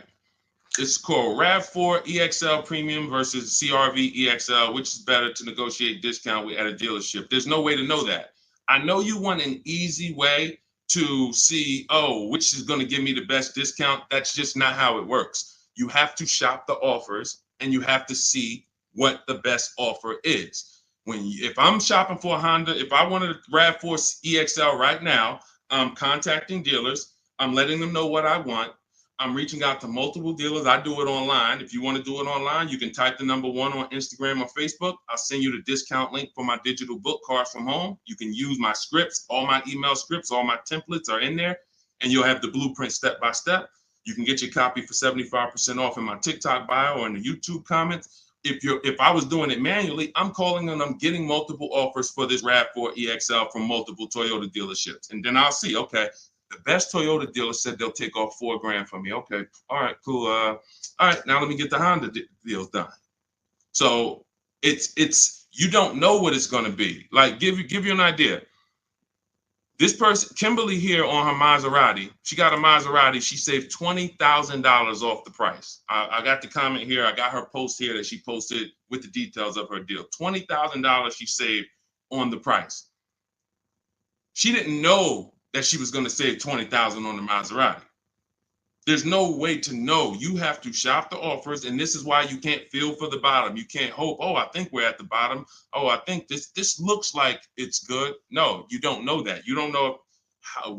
You don't know. You just don't know. I know you're looking for an easy way to do it where you press a button, and it tells you this dealer here, this Honda dealer in Madison, New Jersey, is going to sell the Honda at the lowest price and give all the rebates. That'd be cool. It's not going to happen because no one dealer is going to always be the best anyway, or they'll be out of business. If you beat your competition every single time on every car, you're not making any money. You'll be out of business. So at the particular time you want to shop, the mission is to find the dealer who is going to sell you the car at the lowest price, because every one of them is different. So that's what I would do. And if you use my way, you do it quick. When you're using online tools, you can do it quick. Look, Ansley got a car. He said right here, he got his what did Ansley get? He got an Infinity truck. He got a 2024 QX. He said, I started the process Saturday. I accepted a deal Monday. Got the car delivered on Thursday. One weekend. Started the process connecting with dealers on Saturday. Had offers coming in, accepted an offer on Monday. He got a 1% lease deal, $554 a month on a $58,000 vehicle. You can do this on new cars. You can do this on used cars. You have the internet as at your disposal. You just don't know how to use it. And you have people you have two departments in car dealers. You have what I call the sales floor. That's who I used to work with, the sales floor. Then you have the internet sales department. The internet sales department is to try not to give you a price and to make people who are trying to shop online get frustrated so they eventually come in. That's the goal of the internet department. And you have to know that the reason why it's hard for you to get quotes online is because you don't know what to give a dealer to get quotes. You don't know. You got to give them your zip code so they can work the tax. You don't know. They need to know what vehicles are in your household. You're getting defensive. Hey, why are they asking me for this? Well, it's because they need this stuff. That's why in my templates, I give you this stuff. They need to know what cars are in your household. They need to know when your deadline is. They need to know what your zip code is. They need to know what credit they should assume. These are the things this is why, Deshone, I tried shopping online, but it was so hard. I know, because you don't know how to do it. And if you admit you don't know how to do it, then we can help. But without unlearning, without saying, you know what, I need to unlearn this stuff that I was taught, you're just going to keep repeating that. So that's why I'm bringing you this and showing you people who are just like you. You have to shop the offers. And once you do that and you learn how to do it in 90 minutes, you'll be like, oh, I can shop any offer I want. Any car I want, I can find out what the best offers are in 90 minutes. But we got to get you there. Go ahead, Dolan. Shoot the next one up, bro. Unique Devo on Instagram. Car payoff 1 year. Should I trade it? 2015 still running. Well, it sounds to me like you want a new car. Look, the cost of replacement is expensive. If you're considering replacing your car, I always say it's always cheaper to keep it. It's always cheaper to keep it. If you can put, do you have a local mechanic? You should. Everyone who has a car, especially an older car, you should have a local mechanic. Why? Because a local mechanic is going to save you 50% off of what a dealership is going to go through. There's some people who religiously go to dealerships every time something on their car goes wrong or breaks. They go to the dealership. Even with engines. Yeah, Deshone, I put a new engine in and paid $10,000. Listen, local mechanics will actually save. They're worth their weight in gold. And so if I can keep my car running, that's what you want to consider. Now, you still owe money on this car. So you shouldn't be buying cars. You should be leasing cars. Because anyone who is replacing their cars while they still have a payoff should be leasing. That's a clear indicator. There's many indicators. I gave you one. If I'm not keeping the car 8 years, I should be shopping for a lease. If you historically replace your cars while they still have loans on them, you should be leasing, because you're paying all the time. You're never getting to what I call the reward stage, which is a paid off car that is not depreciating anymore, that's in your driveway. You can keep it. You can give it to a family member. It's just a dependable vehicle. You pay a little bit every year to keep it running, but you have hundreds of dollars every year that are thousands staying in your household because you don't have a car payment. That's the reward stage. You have to get there. And if you're like Deshone, I don't keep cars that long, then you are overspending and you should be leasing, paying low payments, cents on the dollar. My first lease, I paid $256 a month for it. $256 a month. I had a Pontiac G6, brand new car. I had a friend who was paying $500 a month. Bought a Toyota. Bought it. And that's cool. If I wasn't in the car business and if I didn't have my sales manager at the time say to me, hey, why don't you lease something? I wouldn't have known. I probably would have went and bought something too. But once I saw that, I'm like, wait, I'm paying half the price of my peers. I'm driving a brand new car, and it just kept going. I leased after that, I bought a Pontiac G6. I kept that for 6 years. I didn't know about the 8-year rule at the time. I bought it 6, 7 years. Then I leased a Infiniti Q. I got the G25. It was $325 a month. That was my best offer at the time.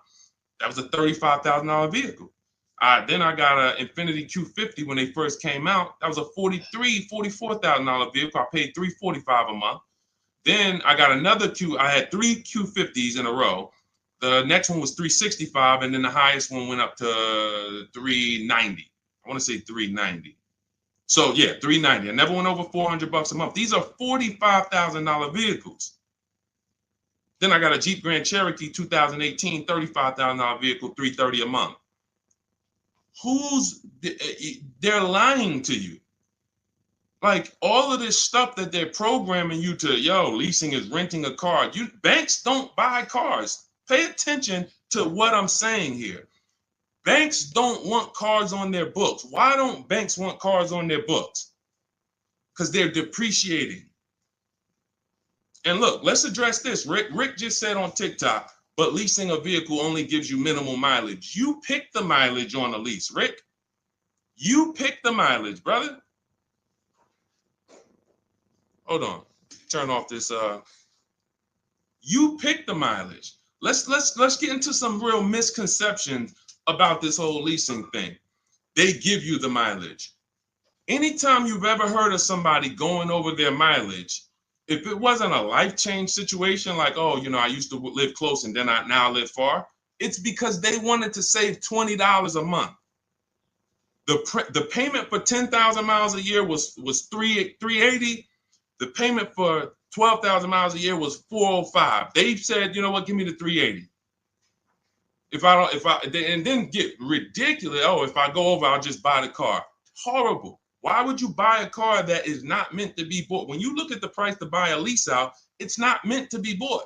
They don't want you to buy it. They want you to give it back to them so that they can sell it as a pre-owned car. So they say, bring this car back in 3 years, have 30,000 miles on it. You can buy it. You go over by 10,000 miles and then you buy it for the same price. It's just horrible. But it goes back to the fact you didn't pick the right mileage. The difference from 12,000 to 15,000 miles a year is $25-30 a month. So when you're sitting there and saying, shoot, all right, give me the 12,000, knowing you drive 14,000 miles a year, you just ruined your lease experience. Don't blame the lease. Don't blame the lease. We have high mileage drivers getting leases. First dude that I ever saw with a high mileage lease is when I was a manager at Hyundai. He brought his car back, had 75,000 miles on it, like 72. I said, you lease this? He said, yeah, man, I don't buy cars. I don't keep them. I bring them back. I'm in sales. I'm on the road. Man, I pay my payment. I bring them back in 3 years, get me another one. I said, this is interesting. Because the dealerships didn't teach me this. My customers taught me this. My customers' experience taught me these things. I said, whoa, high mileage lease. I saw his payment. This dude was only paying $175 more a month than a normal car payment. $175 more a month, and he gets to drive 25,000 miles a year. But had he bought his car, he'd come in with 10,000, 12,000 negative equity. So, high mileage drivers, if there's high mileage drivers on here, you guys can ask questions specifically about leasing for you, and we'll talk to you. But man, I'm shouting from the hills and showing people proof that you cannot get a good deal if you buy your car, but you should have leased. People out here driving, we're out here driving cars, brand new cars for hundreds a month less than you. Because someone talked you into buying and said, well, but they're renting those cars. Yeah, all right, okay. All right, I've been renting cars then for the last 20 years of my life, driving brand new cars and keeping a lot of money in my household when other people are putting them into new and used cars. Okay, yeah, I'll keep renting it. Go ahead, Dolan. Shoot the next one up, brother. Quintel Jameson on YouTube. Can you talk about the best process for turning in a lease and getting a new lease? First thing you want to do is do an equity assessment. Do you have any money you can make on that lease? Step 2 in my book, after we decide whether we're going to buy a lease, you already decided you want a new lease, so you check off step 1. Second step is, do I have equity in my lease? All through the pandemic, we had people selling leases. I helped hundreds of people that I know about sell leases for $7,000 to $10,000 to $12,000. A lot of them you can see in my older videos. They say, yo, man, you helped me make 7 grand. Yo, I sold 2 leases. I made 15 grand. My mother sold her lease. She made 10 grand. I sold my Jeep Grand Cherokee lease. I made $9,000 back then. But that's when all the resale values were high. So so we're not making that much anymore, but there's still an opportunity to have equity. And if you drop off your lease without doing an equity check, then you literally are giving money to the dealer. We have to do it. And here's how you do it. You call your bank, you ask them what your payoff is. Once you get your payoff, then you call and you go to these 6 websites. You do this in 20 minutes. Go to Carvana.com, go to CarMax.com, go to Driveway, go to KBB Instant Cash Offer. That's going to connect you with a local dealer online to put a price on your car. All of this stuff is instant. And these are all companies that you go to, you look at they look at your car, they say, okay, looks good. They go to the accounting office, they come back and give you a check. It's that simple. AutoNation and Car Gurus, we get 6 offers because everything we do is a bid. Like in the Cars from Home way of getting cars, the way we guarantee we got all the money and we saved all the money and we paid less than everyone is we get bids. Online systems allow you to get bids. When you shop on Amazon, that's a bidding system. That's a bidding system. The real estate market at large is a bidding system. They use competition to create the price. The only industry that doesn't is the car industry, but we do it. Cars from Home, we do it. So you're going to get those 6 offers and you're going to see, can I break even selling this car? Can I make 1,000, 2,000, 3,000 selling this car or more? Some of you have a lease and you didn't drive that much. Deshone, I had the lease. I only put 5,000 miles on it. You should be selling that lease and putting some money in your pocket before you go into your next lease. So, I know there's a lot of people on here. You might have didn't know you could sell a lease. Type a question mark if you didn't know that you could sell a lease.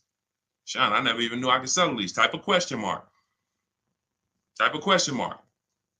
First thing we ever do before we return a lease, because we are not going to depend on a dealer. I see you, Stephen Romero. Thank you for being honest. I see you, Jason Wilson. If you didn't know you could sell a lease, how much does that cost you? How much does that cost you already?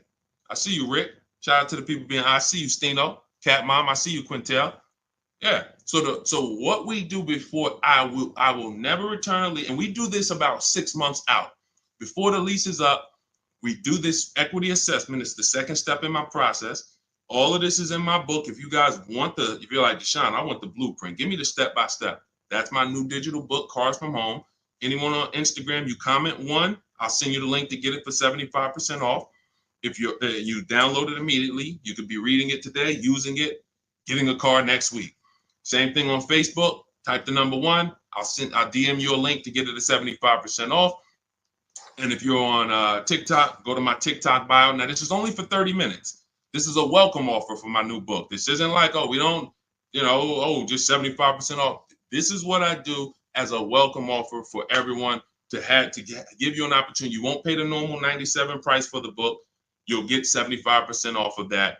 And you'll have the strategy step by step. And on YouTube, we have a comment pinned for you. So you want to get your payoff. But now, very important, Quintiel, when you go on those websites I just mentioned, those 6 websites to get those offers, when they ask you, do you own the vehicle? Are you leasing it? Or are you financing it? Just type own. You want to know, what would you pay for the vehicle? When you call your bank, you're going to ask them, do I have a third-party restriction? So you're going to get your payoff.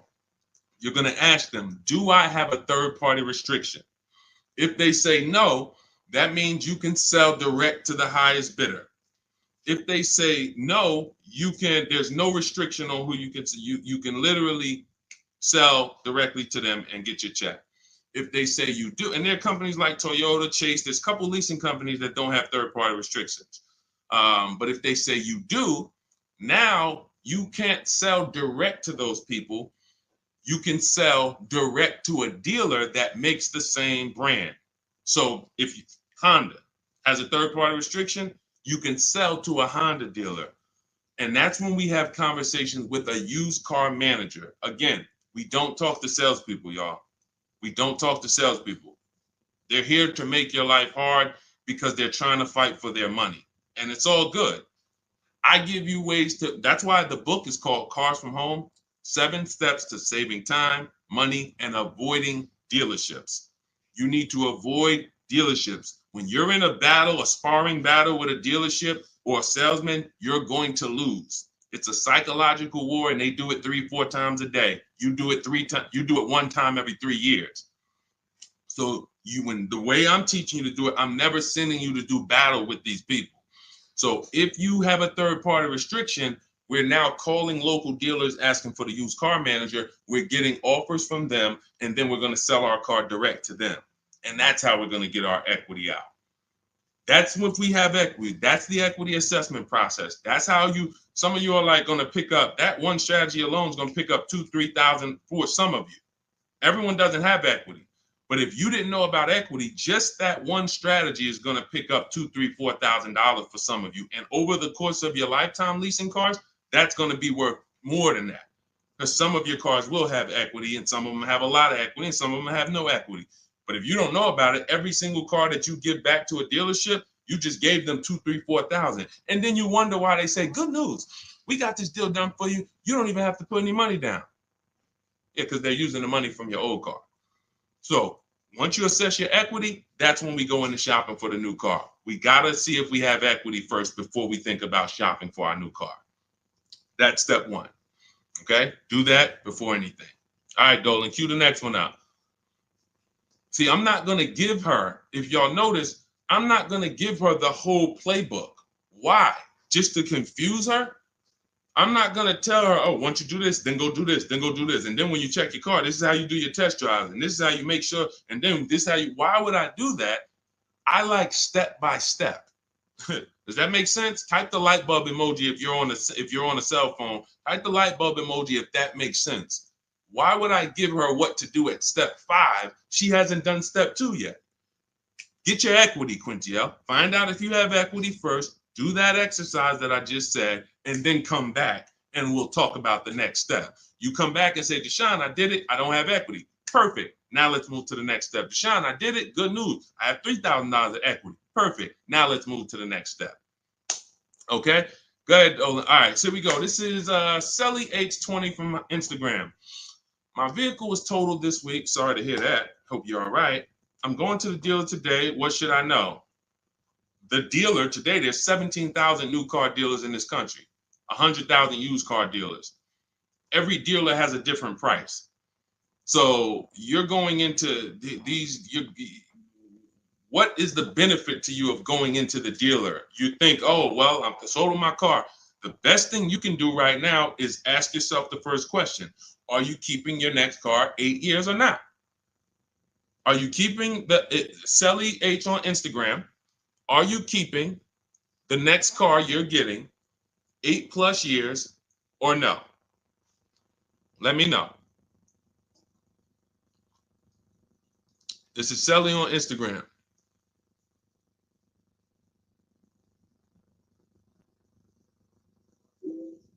This is the first question. I want to give her time to ask. See, car buying, to pay the prices that you want to pay. It's not one step. It's not just give me this one jumbo step. No, it's a series of steps. It's a series of steps. And I think we live in a world right now that has programmed people to think, oh, I'm going to microwave my way to this whole car deal. Put it in the microwave and somehow I'm going to come out and pay less than everyone else. That's not how it works. You try that, you're going to pay more than everyone else, like all of these people out here who 9 out of 10 people going into a car dealership. If I was able to say, hey, how you doing? I see you just got your car. How you doing? My name is Deshone. They call me Deshone the Auto Advisor. You mind if I take a look at your car deal? You mind if I just take a look at your paperwork? Sure. 9 out of 10 people, I would say, all right, let me ask you a question. If I bet you $1,000 right now that in 48 hours I could find a deal way better than this that you just paid for, this contract that has your name on it, this is your monthly payment, this is how much you just gave them. Would you bet me $1,000 I can't find a deal way better than this? Not even close, thousands less than this. Most people are not taking the bet. And that's because they don't have confidence in their car deal. There's nothing else in life that you do this with. There's nothing else. You will never start a business and be like, oh, I started this business. Me and my family put up 50 grand for it, and be like, all right, well, did you do your due diligence? Did you, you would be like, yeah, we got an attorney. We did some consult. We took our time. It was a big decision for us. But a car, same 50,000. I'm going to go into the deal. Oh, and I want to make that deal today. It's programming. That's why I represent the unlearn, relearn brand, because I found when I first started teaching this, if people weren't willing to unlearn, those are the people I couldn't help. But the people who, they text me, unlearning. If you're unlearning, type the letter U, unlearning. This stuff is programming. And so I want you to really get out of that programming and realize that your safety is right at home. If you realize that everything that is going to save you money on your next car is right here in your living room, it's right in your office while you're at work. If you're traveling and you got an internet connection and you're like, man, I can make a deal from the airport. That's what it's about. The place you do not want to be is in the dealership trying to make a deal. There's no leverage there. There's no ability for you to shop competition there. And that's where everyone is overpaying at. Okay, we just talked about, Brandy, how to assess equity. If you're on YouTube, you can jump on it, watch the replay, or on the replay on Facebook. The only place the replay doesn't get posted is TikTok, but on Facebook, Instagram, or YouTube, you can see the replay. We went over how to do the equity assessment, how to call your bank, how to go on the websites, what to put on the websites to see if you have equity in 20 minutes. It literally takes 20 minutes to get those 6 offers. Go ahead, Dolan, shoot the next one up.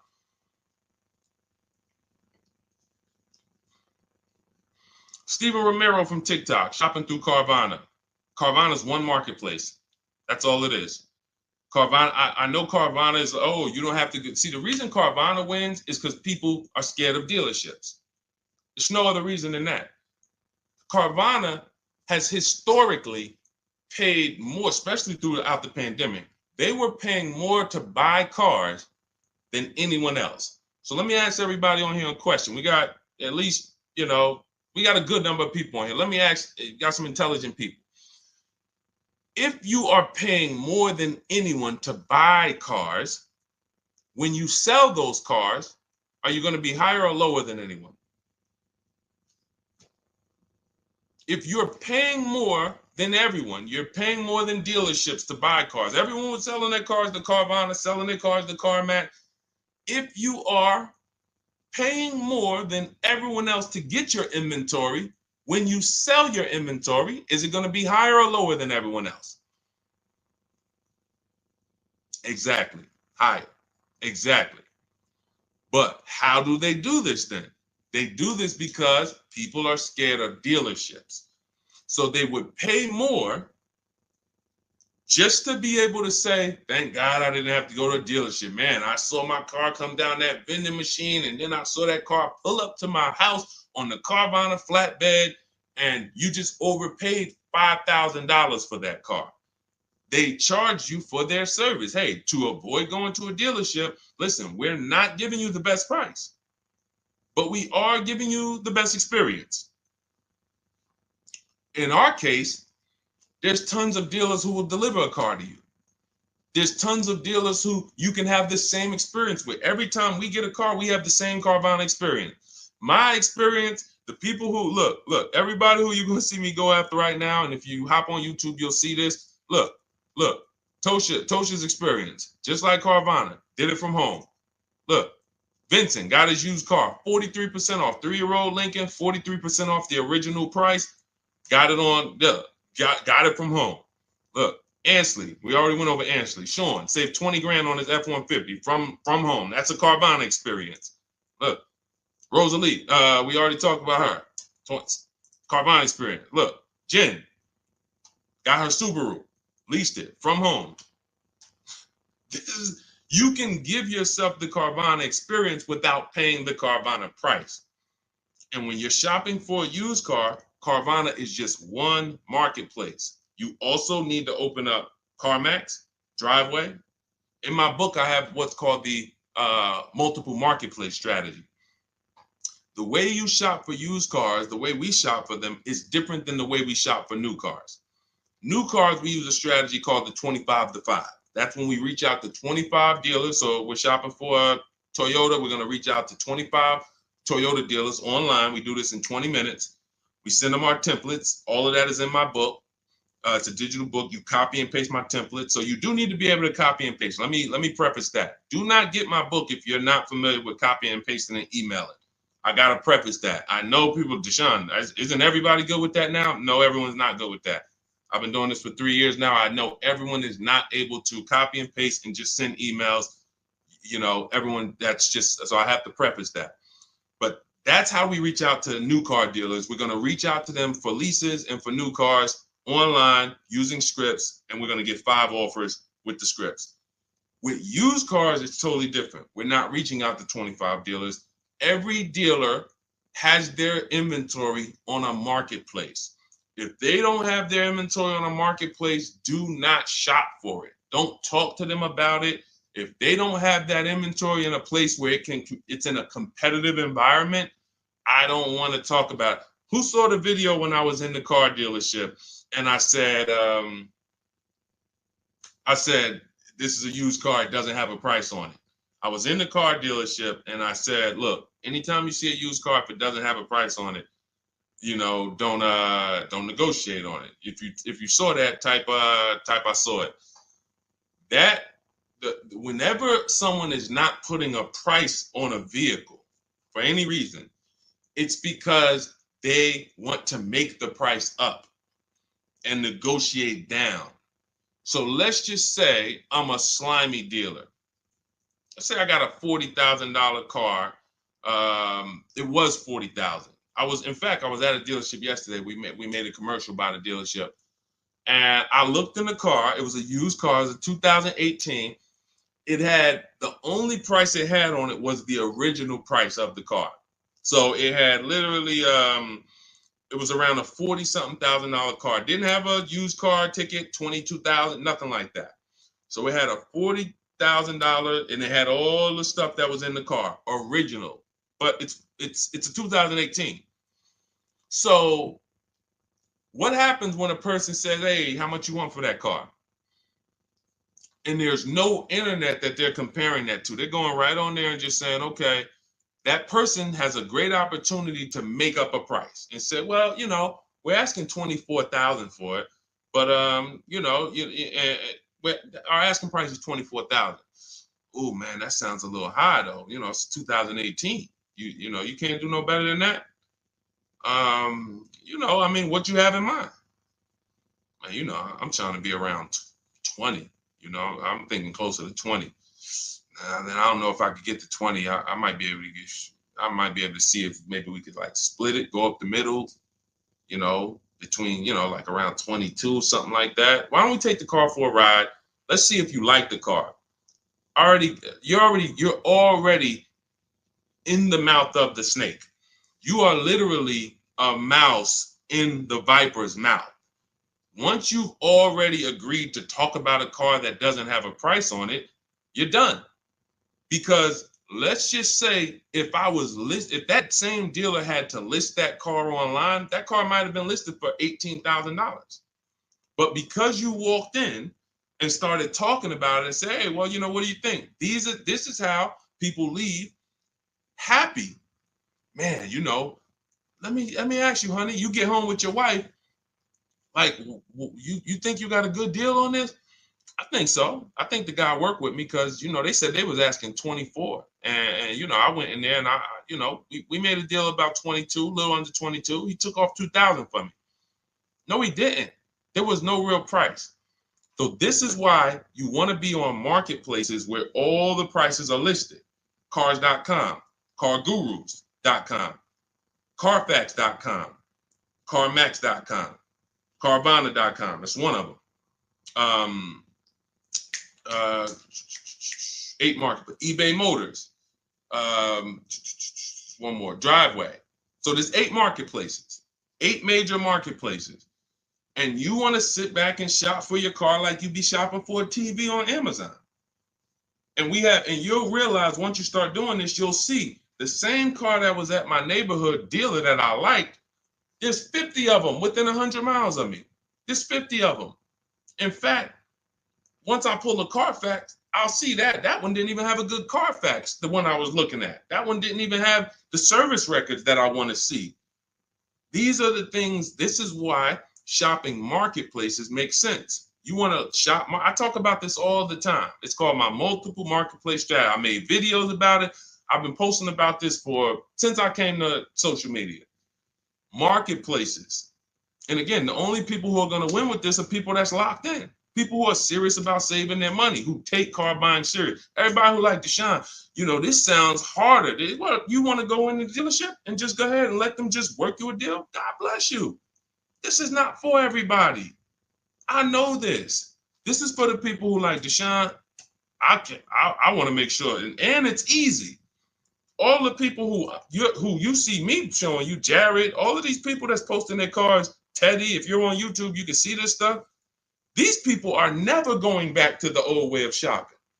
We are never going back because this is so much easier. And once you get it and be like, man, shopping online is a million times easier. I don't have the anxiety and there's nobody pressuring me. Oh, all of these people are competing, sending me emails. Hey, can we do this? Hey, what if I get to this? What if I get to... They're never going back. And that's the world I want you to come to. I want you to unlearn that old world, come over to the new world. Go ahead, Dola, shoot the next one up.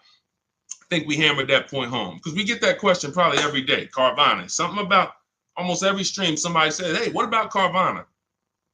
It's one marketplace. And they're 99% of the time, Carvana is going to be the highest price for any car you're looking for. 99%, not 100, not 100.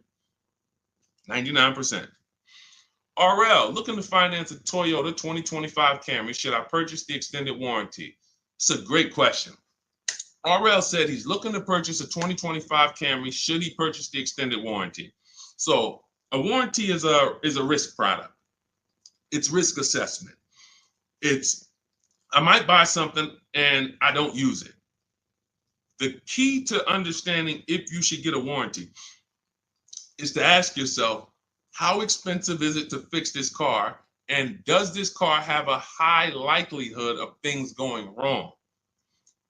Give you an example, a Toyota, Honda, as long as you get a good one, and in his case, he's purchasing a new one, they have a history of inexpensive maintenance, and they have a history of things not going wrong.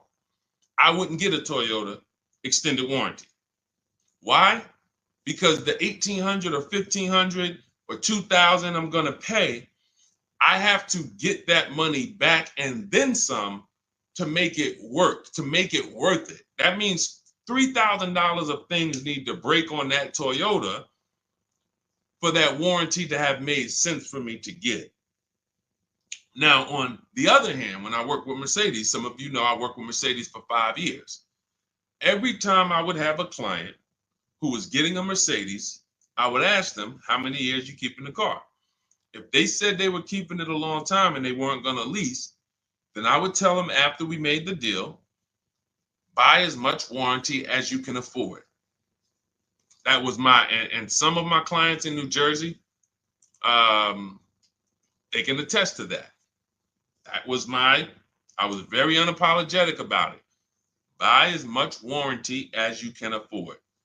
Because when something breaks on a Mercedes-Benz, nothing is less than 4 digits. There is no, oh, this broke. It's only going to cost us $400 to fix. Nope. So the price of the extended warranty on a Mercedes-Benz or a BMW or a Porsche or anything that has a high, and I have this, we handle this in my book in step 6. This is in the paperwork and protection step.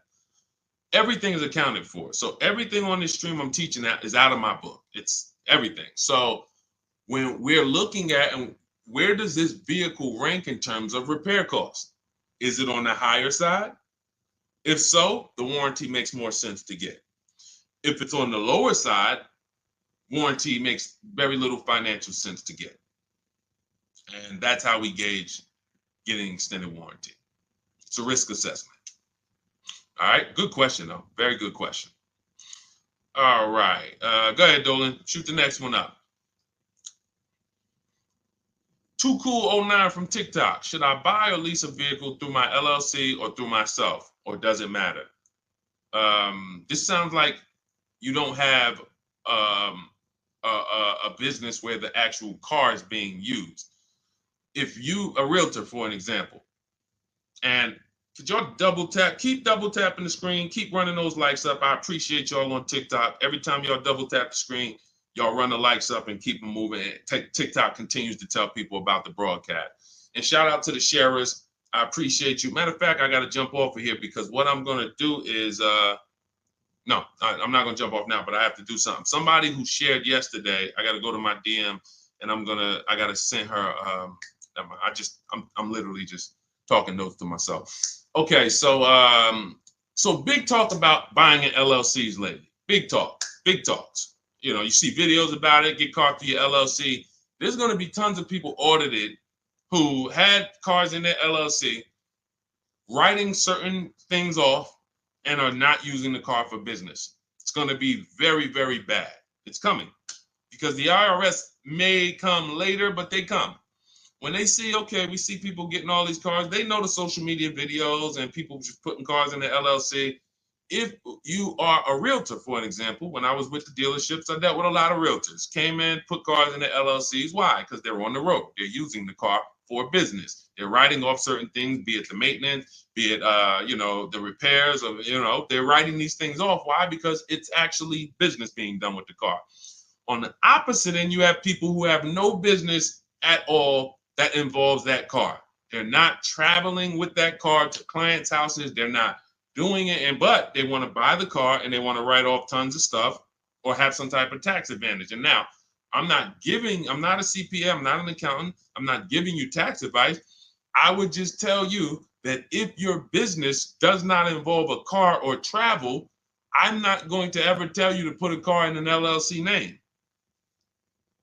Now, you talk to your accountant about that, talk to who does your taxes, but that's really the basis of if I should get a car in my LLC or not. Does my business do business with a car? That's it. And after that, you decide, how long am I going to keep the car? Then it goes back to the most important question. How many years am I going to keep the car? 8 or more, I'm going to buy. Less than 8, I'm going to lease. That's it. That's it. A lot of audits are coming. I'm telling you. You see the PPP loans. It took a while, but people are going to jail now. It's going to be the same way with these cars. People are not going to be able to pay some of these people getting Range Rovers. Yo, hey, I see you. You got this Range Rover. You wrote off like huge amount. Let me tell you, how much business was done in this car? Oh well, it's going to be it's going to be bad. That's why financial literacy is important, people. Okay, so all of this is out of my new digital book, Cars from Home, 7 Steps to Saving Time, Money, and Avoiding Dealerships. I can sit here all day for the next 2-3 hours talking about the strategies we use, the process we use, the system I created to help all of these people that I've been talking about in the broadcast save this money. You can see these deals, and some of you are going to go and you'll see, wow, I got that same car. I got to hit you with the bad news first. The bad news is, hey, Rodney Brown, I'm sorry to tell you, my man, but the same car you have, we just helped somebody get it and look what they paid. Dang, they paying a lot more than me. They put money down? No, they didn't put any money down. How they paying that low? It's because they know stuff you don't. They followed a process that you didn't follow. You went into the second most expensive purchase that you're ever going to make, and you just winged it. You just say, hey, you know what? It's a $50,000 car. It's a $40,000, $30,000 car, $100,000. I'm just going, I think I can feel my way through this joint. That's why you're paying the prices you're paying. That's why you're not paying what we're paying. So when you come into our world and you're like, Deshone, I want the blueprint. Everything I teach is in my new digital book, Cars from Home, 7 Steps to Saving Time, Money, and Avoiding Dealerships. So type of number 1. On Facebook, I'll send you the discount link. You can get the 75% off. Type the number 1 on Instagram. I'll send you the discount link. 75% off. That's our welcome offer. It's only for 30 minutes. And if you're on TikTok, go to my TikTok bio, get your copy for 75% off. And on YouTube, we have the comment pinned for you in the comment section for you to get yours at 75% off. And make sure you are reporting to me your deals, just like Tiffany. Tiffany, when she got the book, I tell everybody, send me your deals so that I can read them on the show. Tiffany got a Mazda CX-90, just got it, $44,820 car. From home, she said, I believe we got a great deal from what we learned in the book. Look, from home, $6,530.78 discount. Never left the house. Got multiple offers. The dealer that took, look, is a $44,000 car. She basically said, what, 15%, 16% off then that? People go in and say, hey, get me the MSR, get me the invoice price. She blew invoice price away using the book. Get your copy. It'll be in your inbox now. Make sure as soon as you purchase, you screenshot the thank you page. I tell you, you'll see it big. Screenshot this page. Why? There's a support email on there just in case for any reason you don't get the book. It's usually because you type a letter wrong in your email. You're typing fast. You can reach out to my support team to make sure that you get your book. I want you reading it now. I want you using it now so that you can be like Ansley. He said, look, I started the process on, I started the process on Saturday. I accepted the deal Monday. Doesn't take long. Doesn't take long. You can literally be you can be signing a below market deal in 3 days using the strategies. These are not meant to, this isn't going to school. You know, I spend a lot of time in these videos warning you what not to do. In my book, I'm not warning you what not to do. I'm telling you what to do. Do this, do this. Now, all right, you did that. Great. Now do this. Oh, great. Now you did. Now do this. And before you know it, great. Congratulations. Let's get ready for delivery. That's how the book is laid out. All right, so we're gonna jump off. We've been on here for a little over an hour. I know it's early. You'll be able to watch this throughout the broadcast. You know, I can't really answer. Look, I could give y'all BS answers, and I can get through 100 questions. If I give you BS answers, I can zip through 100 questions in 1 hour. Do Lexus give good deals? Well, sometimes got to shop around. Next question. Is there any negotiation on leases as far as monthly payments without putting money down? Absolutely. We get our deals with no money down. That's how we submit our offers. You get at least 5 offers and you'll find out what the best deal is. Absolutely negotiate. Next question. I could do that. Is that what y'all want? Let me know. What I do is if someone asks me a question, I go deep on the answer because this is car buying. This is not. This isn't, hey, I'm gonna get a little, you know, I'm about to spend $100, you know. What's your opinion on this, Deshone? You know? So I think from what I know about people, I think you guys appreciate Deshone. Break it down for me. Break it down for me. And if you want more, if you want all the answers, get your copy of Cars from Home and you'll have all the answers. But I like to be thorough. And I can't because all I care about is the result. I don't care about I care about people writing me, Deshone, check this out. Look at my deal. Look at what I just pulled away. I want you writing me, emailing me, proud of your deal. I don't want you running into me one day if you're ever around New Jersey, New York. Hey, Deshone, hey, what's going on, man? Hey, man, I follow you. Oh, man, I used your stuff, bro, man. Oh, cool, man. How'd you do? Yeah, I think I did all right. No, you didn't. No, you didn't. Because everyone that learns from me, oh, man, I have people run up to me. I never shopped like this before. I had all of these dealers, and then the lowest dealer took off all this money. That's the one I went with. That's a person that I know. Congratulations. Great job. You listened. You trusted the process. I care about the result. And that's all I want. I want you to enjoy car shopping. I want you, it's 50, 100 grand, 5, 6 figures of your money. You deserve to enjoy it, and you deserve to pay less than everyone else is paying. That's what I'm here to do. So I'll see everybody who has the book. I'll see you inside. Use it. You'll see I link to a couple videos in there. You'll see it's some surprises in there. That's not a traditional book. There's links to videos. I got links to scripts in there. You'll see. You'll see why it's a digital book. And it's a one-time purchase. Anytime something gets updated, like Vroom went out of business a couple months ago, they used to be in our strategies. They were in our marketplaces when we shop for used cars. Vroom was on that list. And they were in the when we do our equity assessment, Vroom was on the buyers list. If I had mailed out a book, if y'all were buying a physical book for for these strategies, that means now I got to make another book, and then I got to say, all right, guys, well, this is edition 2. That was edition 1. Vroom's out of business. Next thing you know, you're getting edition 40, and you're like, dang, every time a new website comes out, because we do online, dang, I got to buy another book. Nope.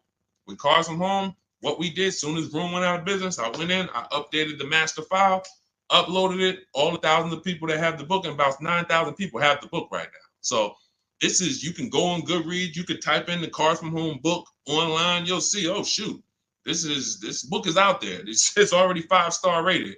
So this is what it's about. Results.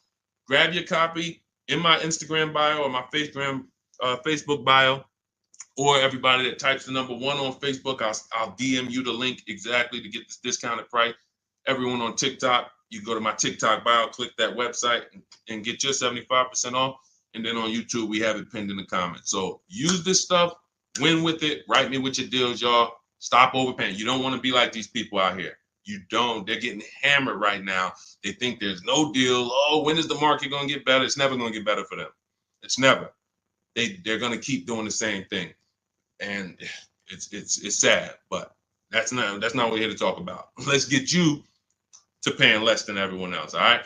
So I'm gonna jump off, y'all. Have a great day. We'll be back for another stream, sometime next week. I'll see you soon.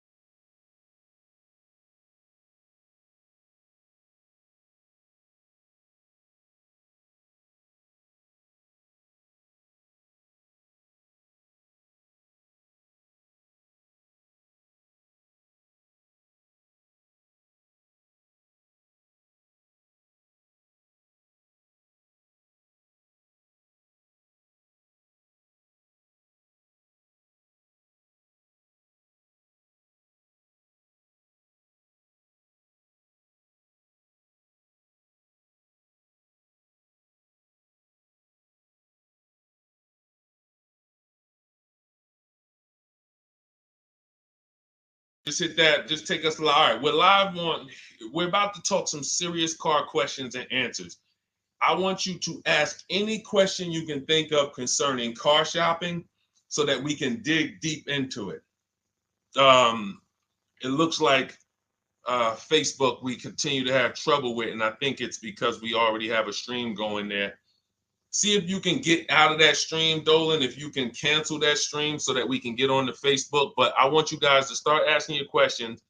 And Dolan, bring the first question in so we could get the show on the road. And then what we'll do is we can check the back end and try to delete the broadcast from Facebook so that we can get on Facebook. Okay, this is Sam from TikTok. So there's a car for $7,000. I want to sell my car worth $12,000. Can you explain that?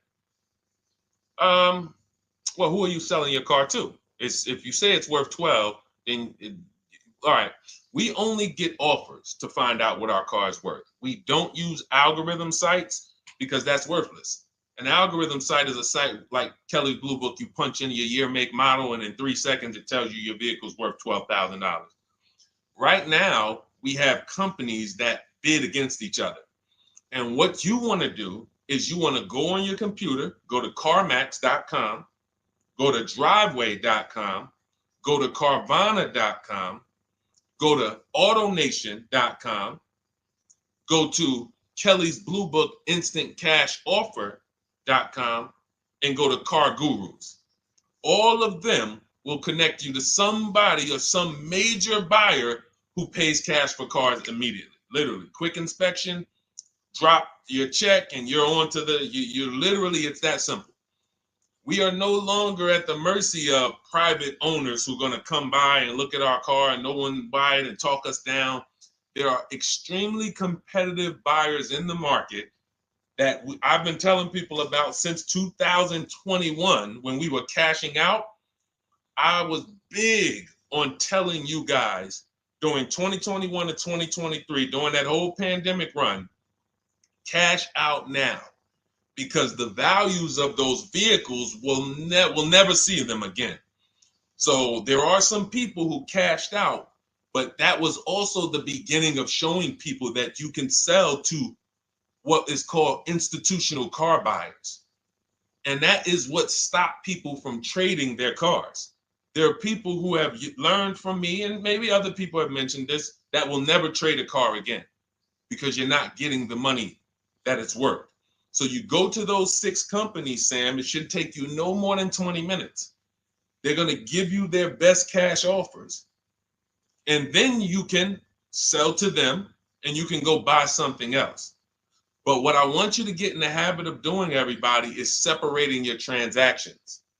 What does that mean? Who you sell your car to is different than who you buy a car from.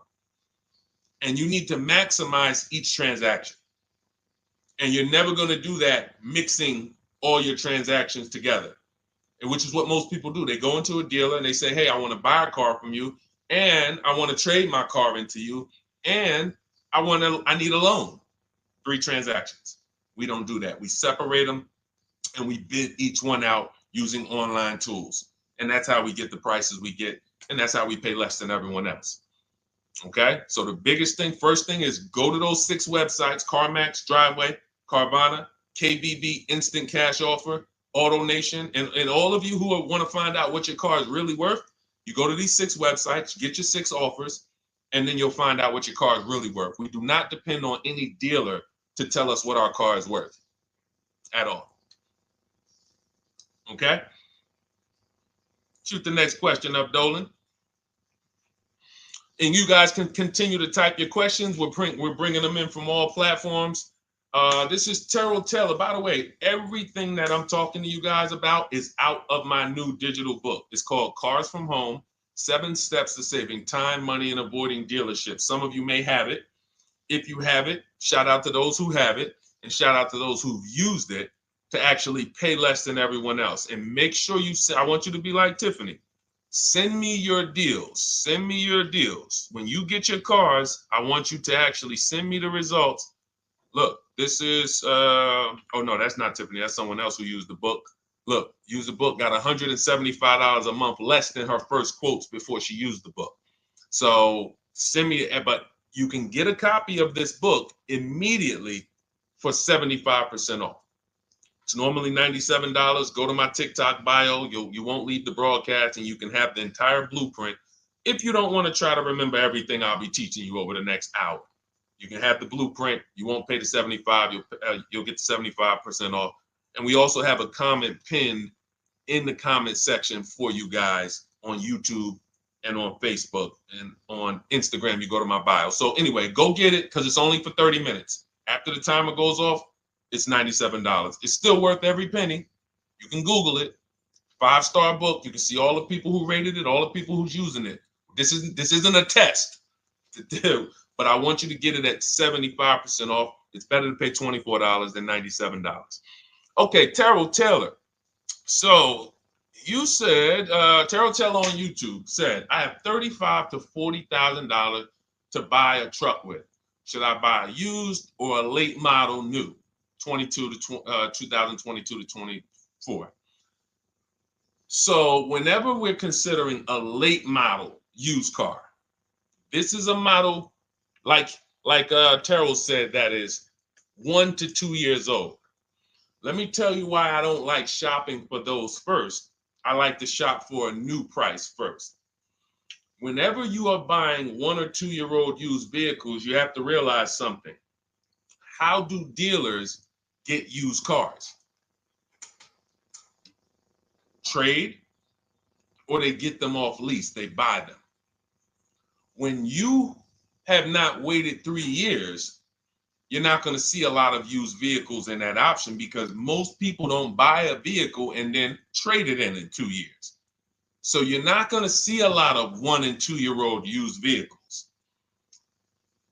I don't like that, because when there's not a lot of a vehicle, the people who have that vehicle get to set very high prices that we have nothing to compare it to.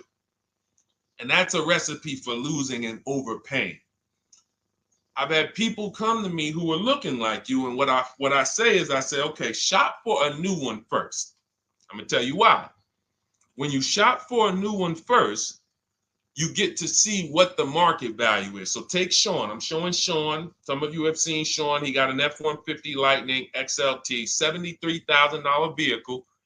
Using what we teach and getting bids from home, using the Cars from Home system, he saved $21,000 on a new one. That was his best offer. He got multiple offers because we always get at least 5. So his best offer, he saves $21,000. If he had gone to look for a 1 or 2 year old one of this, he would have never known that the new ones he can save $20,000 off of if he shops right. Now, some vehicles, it might be $7,000 off, $10,000 off, $5,000 off. The point is, until you know what the new market is for a vehicle, you can't shop a 1 or 2 year old one. Because what happens if you shop a 1 year old version of what Sean got, and he goes and he pays, he pays 65 for it because he thinks, or let's say 60. Let's say 60. A brand new one, 73. Someone else is charging 60. All right, it's 2 years old. Let me get that one. Not 15 grand off. Problem is, he just overpaid for a vehicle because he could have got a new one for less than he got that 1 or 2 year old one. That's why the recent shoppers, anytime you guys are shopping 1 or 2 year old, you have to shop new first to find out what the market is. Now, in my book, I have my strategies for shopping new online and shopping pre-owned. It's totally different. Pre-owned, you want to go to all the marketplaces. If a vehicle's not on a marketplace, y'all, don't shop. Don't look at it. What does that mean? You ever walk into a used car dealer and you see a used car, but there's no price on it? Type a $ if you've ever experienced this. If you've ever looked at a deal, you've been in a dealership, you see they have a used car, there's no price on it. Type a $ if you've experienced that. Okay, I see you, Terrell. Okay, perfect. I see you, Don Dickey. Okay, perfect. All right, we have enough people. All right, Makeover Forever Studios. I see you. Okay, Todd May, I see you. So this is a common thing. When you go and look at that vehicle, the most dangerous thing to do, I see you, Tony, is to negotiate on a car with no price because they can make the price up. When a car is on a marketplace like cars.com, carfax.com, carguru.com, carvana.com, carmax.com, these are all the marketplaces we shop for used cars at once. It's like a big round robin for us. This is how I want you to shop. Now you must be competitive or no one's coming. Now, there's some people who try to pull a tactic. They'll list a car for 20. They have no intentions on selling it for 20. But they want you to come in and then they'll charge you more, fees, makeup fees and all of that stuff. That's why we always call beforehand. But we know the power is online. The competition is online. So when you're looking, Terrell, you're either deciding, all right, I'm either going to look for a new vehicle, find out what the market price is for the vehicle I'm looking for and how much I can save. What's my best offer? You need to get at least 5 offers. I'm telling you, it's going to be big differences. You have to prove this to yourself. Call around. If you want to do it manually, you don't have my book, do it manually, call around, speak to sales managers. You are going to see it's going to be a $5,000 to $10,000 difference minimum between all of these dealers' offers, minimum. And so then you want to look at the pre-owned options. Then you look at the pre-owned options. And the pre-owned options will tell you what the market is. And so this is only for you who are looking at recent model cars. If you're not looking at 1 or 2 year pre-owned, this doesn't matter. But those people have a little bit more budget, and that's okay. That's okay. But when you have a little bit more budget where you can look at a 1 or 2 year old pre-owned car, that means you have a little bit more money to lose if you make a bad decision. So that's what you want to consider, Terrell. Shop for the new ones first, depending on what your budget is, and then look at the pre-owned market and say, all right, where's the pre-owned market? But that 1 or 2 year old, you're not going to have a lot. Until that 3-year cycle comes and dealers can start buying those vehicles back off lease, you're not going to see a lot of vehicles. That's why I don't play in that 1 or 2-year-old zone. It's just a dangerous zone to play in. Dealers know, oh, we're the only ones. Hey, we the only one that got this car within 50 miles. Let's charge this for it. And then they depend on someone who doesn't know the market to come in, pay for it, and you can literally overpay by 10, 20 grand and you won't realize it until, a couple years later. Okay, great question though. Great question, Terrell. Go ahead, shoot the next one up, Dolan. Type your questions, y'all. We're gonna get through as many as we possibly can in an hour. I see a lot of questions coming in. Let me try to speed it up. All right, this is Abigail from Instagram. How do I shop for cars and take test drives without feeling like I'm wasting their time? I'm nervous. Okay, first thing to realize, Abigail, you're a very considerate person. God bless you for that. You're about to spend 5 figures on a vehicle. Some of you 6 figures. I love the courtesy, but we are the prize. When you're shopping the way I want you to shop, some of you, this is your first time here. You don't even know, hey, who is this guy talking? I spent 14 years in the car business. 5 years with Mercedes, 5 years General Motors. I've been helping people buy cars and get below market deals since 2019, education-wise. I love it, but you deserve the experience. If you were walking into the mall to spend 15 grand, let's just call it 15 grand, how would you want to be treated? Like royalty, right? Right? So, but I'm going to answer your question, but I need your mindset. A lot of what we're discussing is going to be the right mindset. You are the prize. That's why I don't want you going to dealers begging for discounts anymore. I want you sitting at home making dealers bid. This is how we do test drives on new cars and leases. New cars and leases. This is how we do test drives. I have it in my book because it's that serious. You're either going to have a great test drive or you're going to have a horrible test drive experience. We call and we ask the dealer, who's the most experienced person there? Who does everybody like? Who's the person that, has been there for a long time, just has a great reputation? Oh, that's John. John is just, he's been here 20 years. Everybody loves him. Okay, can I speak to John? Hey, John. My name is Deshone. I'm interested in the Honda Pilot. I just like to test drive it. I'm in the process of deciding what I want. And, do you have this particular model? You have one there that I could test drive? John, because we asked for the best person, we're typically going to get somebody who is not going to lie, usually. Not a guarantee, but taking these steps, I know these guys. I've been in this dealership. I know most dealerships have one person there who has a good reputation and who cares about that reputation. If you're enjoying this content, hit the like button, y'all. And Keith, y'all killing the likes on TikTok. Shout out to everybody who's hitting the likes on TikTok, to double tapping the screen. Appreciate y'all. And shout out to everybody who hits the like button. When we get there, we meet with John, we test drive. John, thank you so much. Can I have your card? I'll leave you my information. And if this is the vehicle I want, I'll be in touch with you. Perfect. Oh, Deshone, we don't sit down? We don't think? No, we never sit down. I'm telling you that there are things you must unlearn about the shopping process if you're going to win. And what does winning look like? Getting the most money off in the least amount of time. There's no leverage that you have when you sit down and try to negotiate with a car salesman. Every single dealer around you that wants to compete for your business, you can't talk to them while you're sitting in one dealer talking to a car salesman. That's why we don't do it. We get a card. Thank you so much. Listen, if this is the one for me, I'm going to give you a call. Simple. Pressure's off. There's no pressure in our system. You can't pressure us. That's what I want you doing. New cars, leases, that's how you test drive. 20 minutes, you're in and out.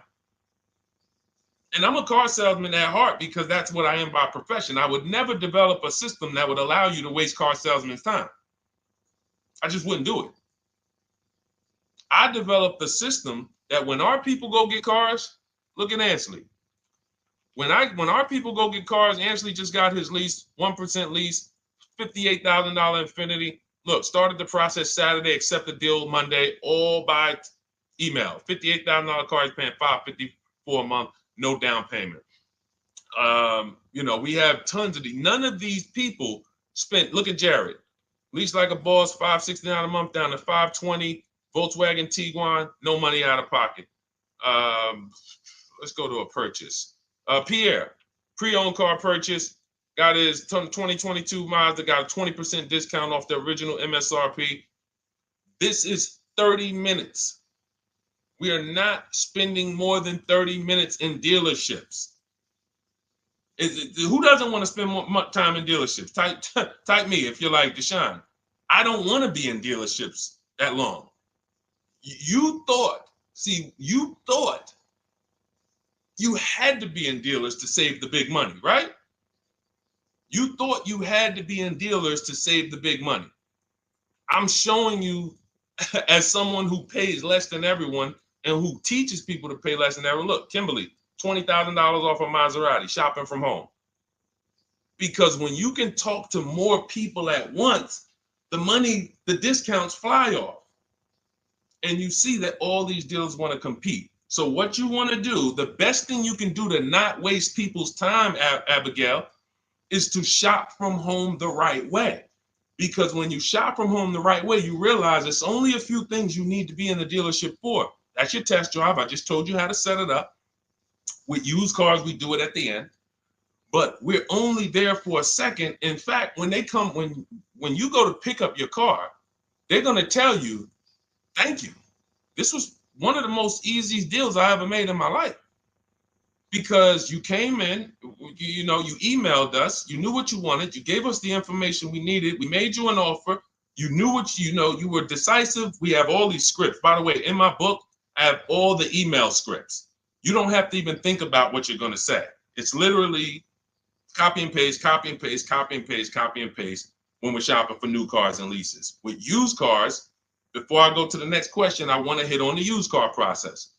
Used cars, we must test drive at the end. We can't test drive used cars over here and then go and buy another used car over here. So what we do when we narrow our choices down on all these marketplaces to our top 5 favorite vehicles, we need to verify that there's no bogus fees. When I was shopping for my Infinity truck, I narrowed it down to 4 vehicles.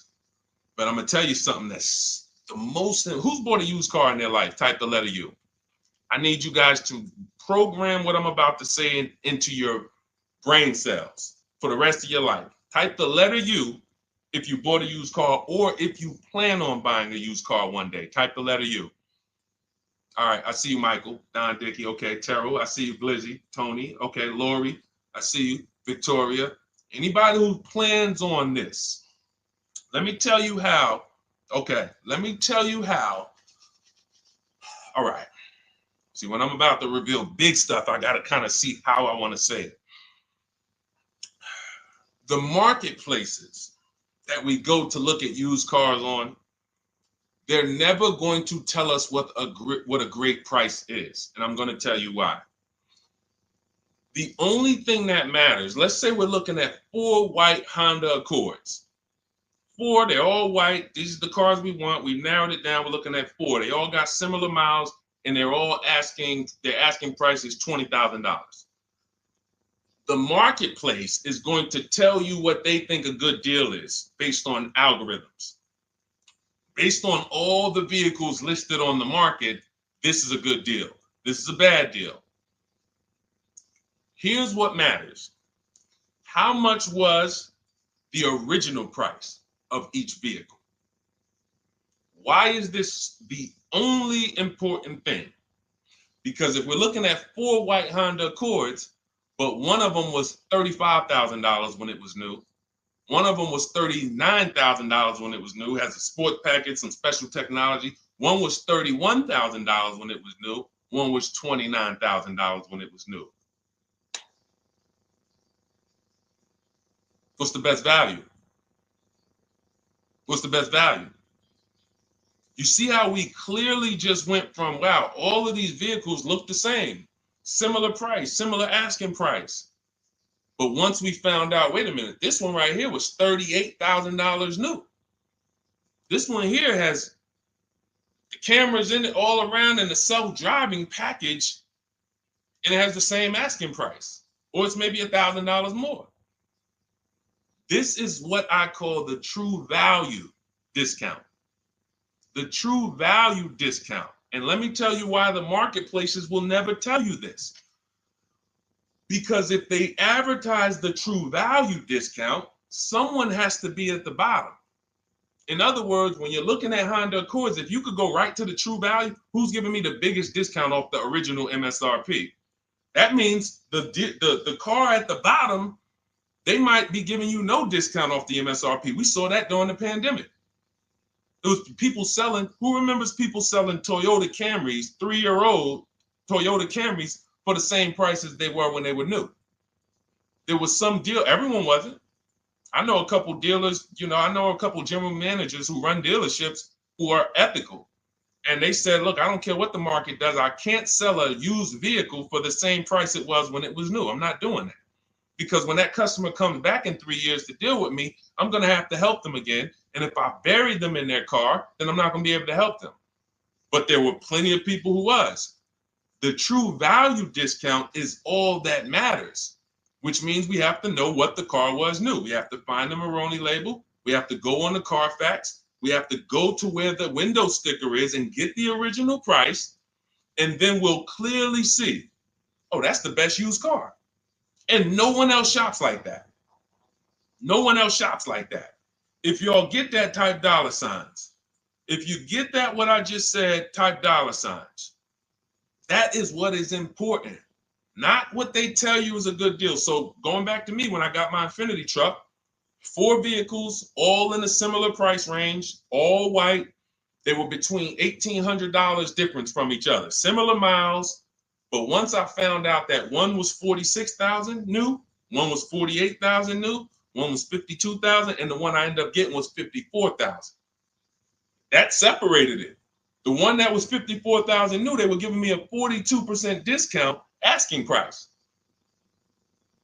These are things that help you cut through the mess, the smoke and mirrors of the car business. In order for you to win and pay less than everyone else, you have to cut through the smoke and mirrors. That's what I'm great at showing you because I was in the business.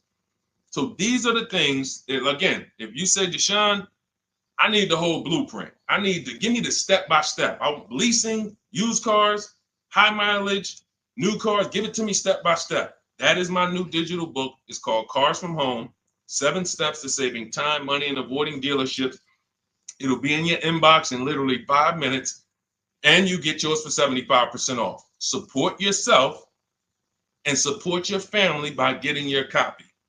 Go to my YouTube comments. We have a link right there pinned for you guys. We have a link in the Facebook comments. Get your book for 75% off for the next 30 minutes. You'll see a timer on the page. Now, if you're on TikTok, click that picture of me and go to that link in my TikTok bio and click the one that says 75% off to activate the 75% off link. Get your book so that you never have to wonder about this. Now, we're going to continue, but I just know as we answer more questions, some of you are going to forget that. What we just went over in the last 10 minutes, this next question, you're going to forget all of that. All right. Now, Dennis Gamister from Instagram, on a lease agreement, does the deal use the MSRP or the discounted price? So when we're shopping for leases, this is what we do. We get all our offers with, this is how we construct our offers. If you've ever looked on these commercials and you saw, well, Deshone, when I look at leases, though, it seems like, one, they limit me on miles. And then I also see that they want a bunch of money up front. You are correct. But they only limit you on miles according to the miles you told them you were going to drive. They don't pick the miles for you. We select the miles. And what ends up happening is people will, because they typically don't know how to shop, they're negotiating. They'll say, all right, well, my payment's $400. That's my budget. I drive more than 10,000 miles a year, but I guess I'll just take the 10. Instead of paying $20 more to get 12, they'll take the 10, and then they'll say something like, if I go over, I'll just buy it. Horrible idea. Absolutely catastrophic idea. Or if I go over, they blame the lease. They literally will get the penalty, get the bill for the 6,000 extra miles that they used, and they're charging them 25 cents a mile now, and say, man, this is why I don't want to lease, because they limit me on my miles. No, they didn't. To save $20 a month, you pick the lower miles.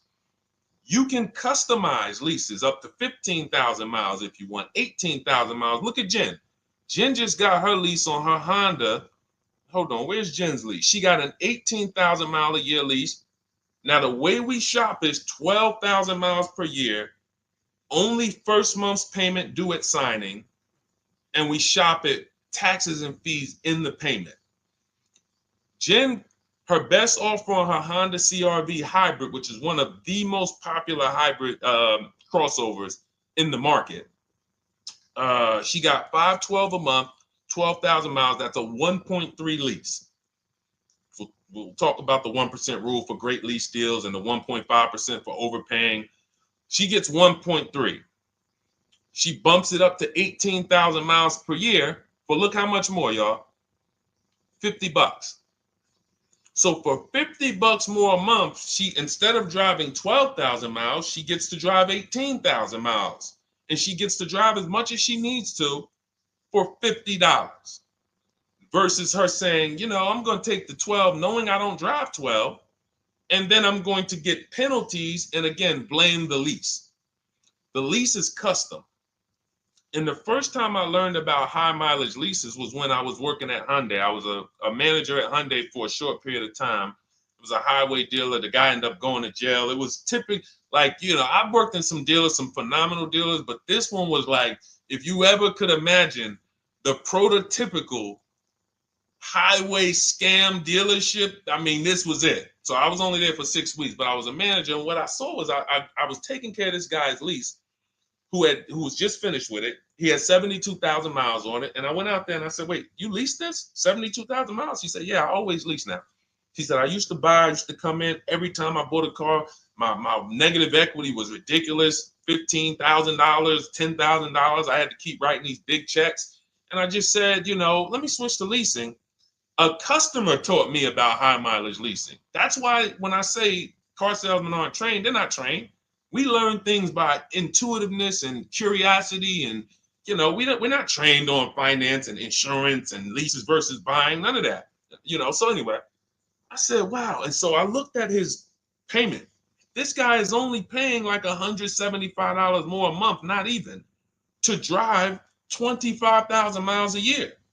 So if a normal Hyundai lease was $299, he's paying $450, $475, and he's driving 25,000 miles a year. Boom. Drops it off. Boom.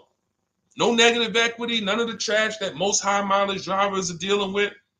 So when we are shopping for a lease, we have to shop with our template. Whenever you're getting your lease quotes, it's 12,000 miles a year, first month's payment only due at signing, taxes and fees in the payment. Assume tier 1. That's what we blast out. In my book, I have something called the 25 to 5 strategy. We connect with 25 dealers online. You use my email scripts, copy and paste. We're going to get 5 offers. This will take you. You saw Ansley. He said, I started it Saturday. By Monday, I accepted a deal. This doesn't matter. This is a 24, 48-hour turnaround to start getting offers on these vehicles. Now, once we're looking at offers, we take the MSRP. We take the monthly payment. We divide it into the MSRP. So let's just say we're shopping for a vehicle. It's $40,000. One of our offers is $400 a month. $400 a month. No money due at signing. Just $400. We drive off. We divide that into the MSRP, not the selling price. The MSRP. So now we divide that into $40,000. we can see and we multiply by 100, that's a 1% lease. The 1% lease rule has been around for the last 20, 30 years. If you could lease a vehicle and the offers is under 1% of the MSRP, it's a steal, great value. Because these a $40,000 vehicle with no money down to buy would cost probably $800 a month on a 5-year loan. So it's incredible value. It's a steal. You don't have to worry, am I overpaying? Nowhere near. You're still in the vehicle. And we have some people who shop from home using the car. If you're Deshone, do those deals really exist? If you're on YouTube or Facebook, you can see right now, look, Greg got a 1% lease on his Kia EV6 Win, $527 a month, $56,000 vehicle. Look, Zafrina, $579 a month, $65,000 vehicle. Ansley, you saw Ansley's Infinity. Rosalie's Infinity truck. Right here. Look, it's paying $592 a month, $59,000 vehicle. 1% lease deals are out here when you know how to shop. Now, that's a steal. That doesn't mean that's the best. I mean, that doesn't mean, oh, if I can't get a 1% deal. In order to get a 1% deal, you have to not just shop. You need major support from the manufacturer. The lease program has to be good. The rebates have to be good. The residual value have to be good. The money factor, which is the interest rate, have to be good. There's a lease program that no dealer can control. So when we get these offers, that's how we're judging them. Divide the monthly payment into the MSRP. In my book, I have a calculator that I created where we put all our offers into it, and then it spits out what we call counter offers. So we get 5 offers, 7 offers, we put them all into this calculator I created. Again, this is the best $24. If you get there for $24 before that 30-minute timer and you get your copy, it'll be the best $24 you ever spent. I hold myself accountable to that. You can Google the book and read the reviews. There's software that we created that that's how you're judging your leases. You're looking and you're comparing to the 1% rule. Now, when you get to 1.5%, we can't make those deals. We're paying too much for a vehicle that we're giving back. We have to see, there was no indicator before I created the 1.5% rule. As much as I love educating people on leases, the only people who should be leasing is if you're not keeping your cars 8 years. All of you long-term people who are like, you keep your cars more than 8 years, don't think about leasing at all. You should be shopping for below market purchases. But if you're not keeping your cars 8 years, you're losing thousands of dollars not leasing cars. Depreciation is where you lose. Resale value is where you lose. So the 1% rule is what our anchor is, but 1.2 is great value. 1.3, great value. 1.4, good value. 1.5, good value. Anything over 1.5, now we're paying too much for a vehicle that we're giving back. So that's how we're judging. That's how we're judging and comparing our lease offers. And with the calculators that are in my book, you can literally do this in seconds. This stuff, these mathematical things that used to be complex, even hard for me to explain, when you're using the stuff in my book and you're seeing, wait, man, there's calculators, I can do this, boom, boom. Why don't these calculators exist on Google? Because anything that makes dealers compete, they're not going to make for you. They'll make stuff for you that allows you to see more and do this and make it easier and faster and connect to get a loan quick. But competition, any tools that create competition, they're not going to make those for you, because that's where the real money comes off, when you make dealers compete. Okay, so you want your copy of Cars from Home, 7 Steps to Saving Time, Money, and Avoiding Dealerships. Click the picture of me on Instagram or TikTok. It's going to take you to my bio. You won't leave the broadcast. Click that link, and then click the button that activates the 75% off, and you'll have 30 minutes. Once the timer goes to 0, the $97 price is what you have to pay if you want it. It's up to you, but $24 is much better than $97. $97 is still a great price. I have no doubt that you guys would write me, especially the more you use this. 1, 2 cars, 3 cars. You get 1 lease this year, a used car next year, a new car about 4 years, and Deshone, what about when websites change? What about, this is an online system. Websites go out of business. Vroom went out of business. They were in my book. We used to get bids from them. to sell cars to them. When we were shopping for used cars, they were in my multiple marketplace strategy. They went out of business. I went right into the master file, updated the 9,000 people that had a book. It was probably like 2,000, 3,000 at that particular time. And the next time people opened the book file, there was no room. That's why the book is digital. That's one of the reasons. You'll see the other reasons is I have scripts that I link you to. I have PDFs I link you to, videos I link you to. I couldn't do this with a real physical book. So again, in the YouTube comments, in the Facebook comments, we have a link for you guys to get your book at 75% off for 30 minutes and use it. All right, Dolan, shoot the next one then, brother. Let's go. How old of a used car should a person buy? That's based on budget. I like to start with when we open those marketplaces, Tony, you want to start with the most recent cars. The first thing you're doing when you open up the marketplaces, y'all, first of all, we're creating accounts. Out of all those marketplaces I named, 6 or 7 of them, we use 8. We use eBay Motors, we use Carfax.com, we use Cars.com, Autotrader.com, CarGurus.com, Carvana, CarMax, Driveway, and that's 8. 7 of those, or 6, allow us to create an account. Why is it important to create an account?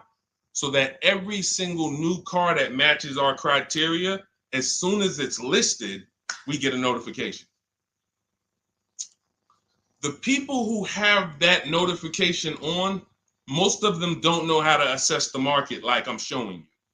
So even if they get a notification that the car was just posted, they're not going to have the information to take advantage of it. They're going to hesitate. What we do is the first thing we do after we create our account is we're now assessing the market. Where's the low prices? Where's the high prices? And I'll usually go 3 years back, sometimes 4 years back, and let's assess the market.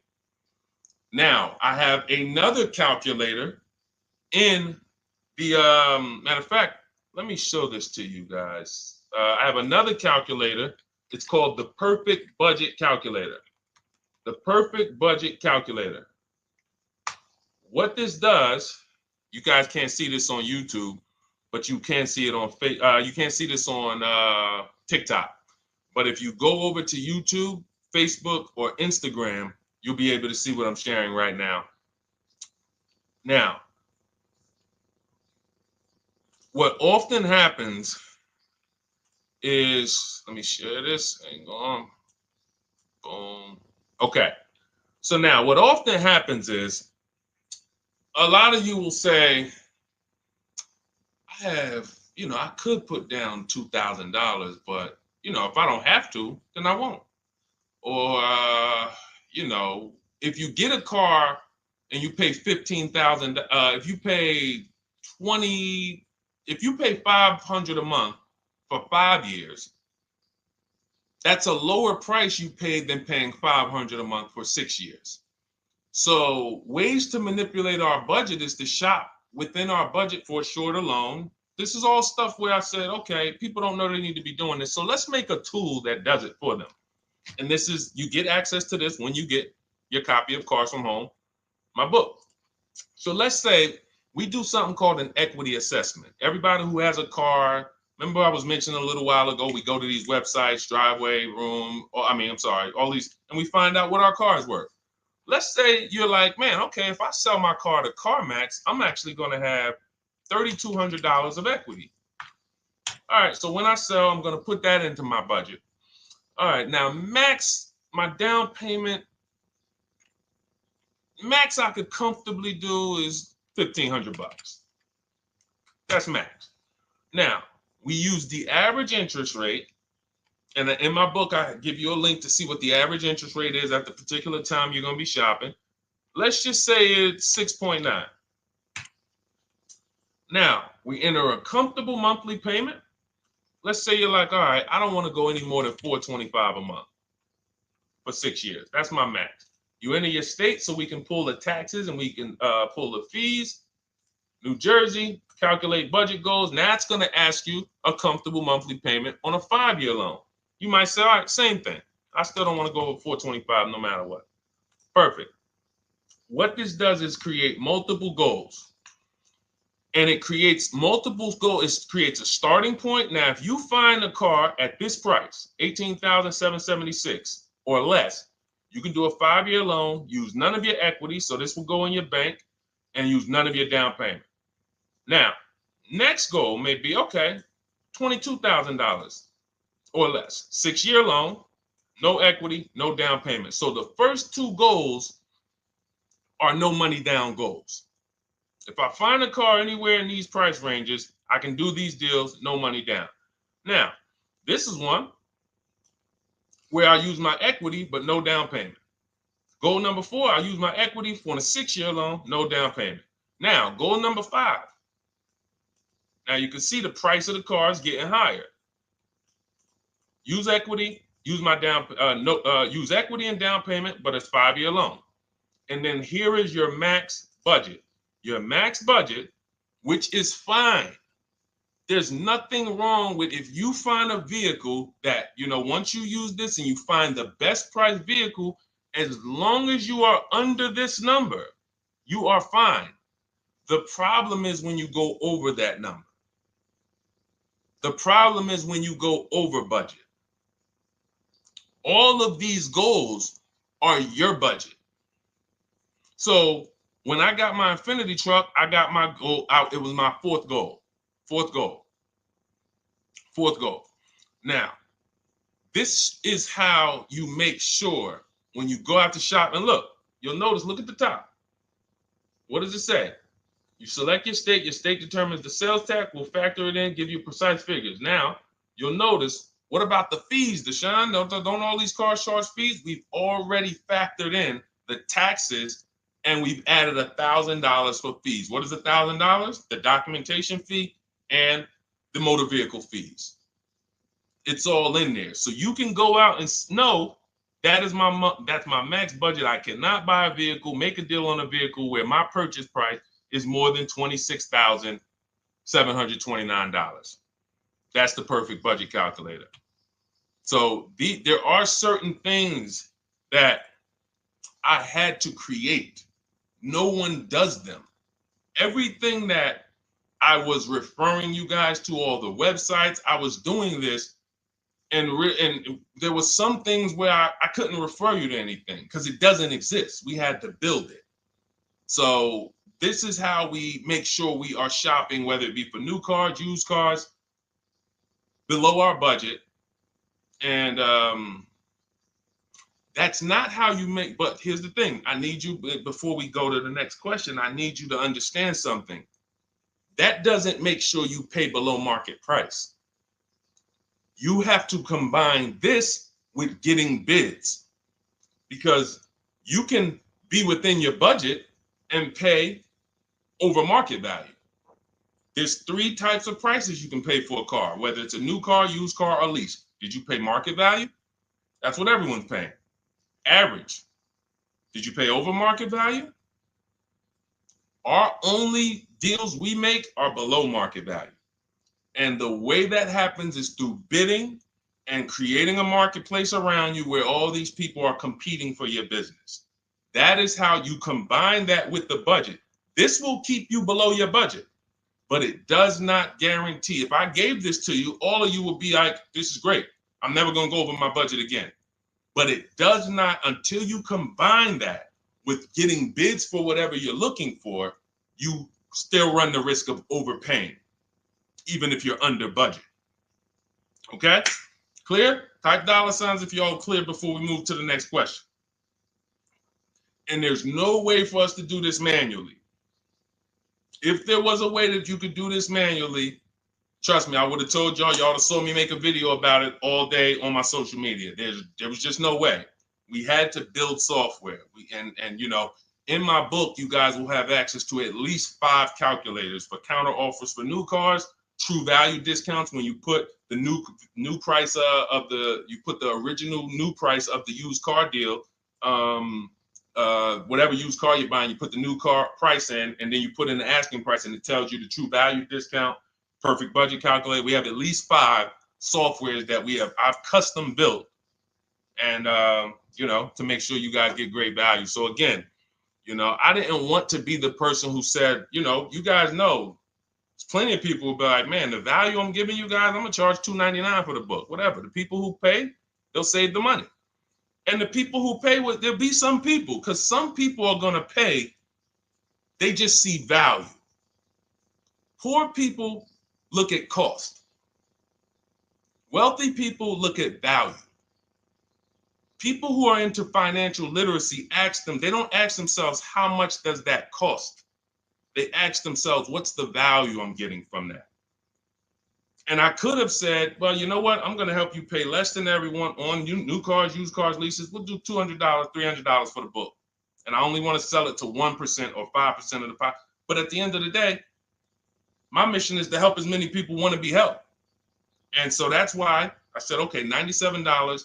But even our welcome offer, you got a chance to get it for $24 if you get there before the 30 minutes is up. Okay? YouTube link, get your copy. And make sure you save the support email, guys. If you see it scrolling across the screen. If, for instance, you don't get your book in 5-10 minutes, it's usually because you typed your email wrong. Reach out to my support team. They'll get you the book immediately. And soon as you pay, go to TikTok. Look, y'all see the links. Go to my bio on YouTube and Instagram. Get your copy. And as soon as you pay your $24, there's going to be a page that says screenshot this page. Right on that page, you can access your book. I want you to have the book immediately, but I also, in case some of you type wrong, big thing, we fat finger stuff. I want you to have the support email so that you can reach out to my team so we can make sure that book is in your inbox so you can use it and start saving money and building confidence.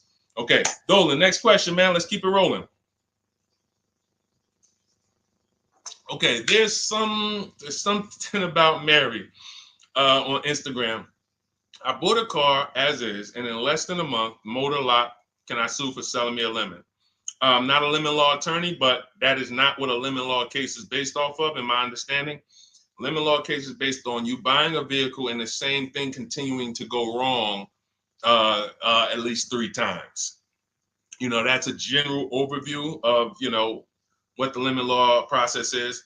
And if y'all are enjoying the broadcast on TikTok, can y'all just double tap the screen and keep running those likes up? Every time y'all do that, y'all help TikTok bring more people here, and I appreciate it. If you're going to spend some time with us and, every time just you hear something you like and you're like, man, we got to share this. Oh, and shout out to Madhu for sharing. Here's the thing. I made a video about this the other day because a friend of mine got a used vehicle and the transmission went out on him in about a month. So it wasn't the engine. But when you buy a vehicle as is, it's very tough for you to have any recourse, anything that you can do, because you're signing a contract that specifically says as is. It's very tough. What I would do if I was you, because the damage is done, I just find out what it would cost me to put a used engine in the vehicle, rebuilt in a used engine, salvage yard. You need to, and especially if you're buying cars that you're paying cash and you're buying as is cars, these are probably cars that are under 10 grand, 12 grand. You need a mechanic. See, because that's a strategy. There is a great strategy called buying inexpensive cars and having a local mechanic so you could do what's right. Oftentimes you could drive those cars for a year or two and sometimes sell them for what you got for them because you've outlived the depreciation. Those cars are not depreciating as much unless you overpay for them. If you overpay for it, then it's going to drop because you overpaid for it. But if you pay a great price on some of these vehicles, you can oftentimes win with this, but it requires skills. One of the skills is, how do I avoid engine issues, transmission issues? So a couple things. for those of you who may be going this route, you need to narrow your search down thoroughly based on title history, service records, accident history. That oftentimes you'll see, if I typed in right now 2018 Subaru Outback longevity. That's one of the things we do. It's in the 4th step of my book. Before we get prices on anything, we do a quick 5-minute search to make sure these aren't bad cars. There are bad cars out there, but there's data that shows us. If I type that in, it'll tell, okay, these vehicles are known for lasting 100,000 to 300,000 miles, depending on how they're maintained. That means you could have a quality vehicle, but if it wasn't maintained correctly by the first owner or owners, it's going to break down. The life cycle is cut short. These are preventable mistakes by simply checking Google. Now, we narrow these things down based on title history, service records, accident history. Once we do that, I don't mind buying a 10-year-old. I bought a car that was it's my around the city car. I drive it probably 200 miles a month. I bought it from a owner in South Orange. He was a 98-year-old man. He's had it for 10 years, and he knew everything about it. He leased it for 3 years, then he bought it. So he's really had the car for its entire life cycle. That's what you want, because you're able to look and see the service records. I don't mind. We have to take the risk off of ourselves, and the risk off of ourselves with used cars to prevent ourselves from buying these used cars that are breaking down on people, and they're always in the shop, and they're dying on the road, and you got to keep the tow truck on speed dial. It's simply a matter of checking to see the reliability records of the car, which is easily accessible on Google, the way I just said, and then making sure the one we get was actually maintained correctly. And that's going to give us the best chance of having a great experience. These are the steps we must take. But in your particular case, there's probably, I don't think you have a case. You can certainly reach out to a lemon law attorney. I don't think you have a case at all. I think because it's buyer beware with cars. It's buyer beware. That means it's on you. If something goes wrong, it's on you. And so what I would do is I would find a local mechanic that I trust, that everyone loves in the neighborhood, and I've been there for 10 years, 20 years. And I would say, listen, can you find out what it would cost me to put another engine in this vehicle? My father did this on his GMC Envoy about 6 years ago. It was a 2008 Envoy. The engine went out on him. He put a new engine in the vehicle.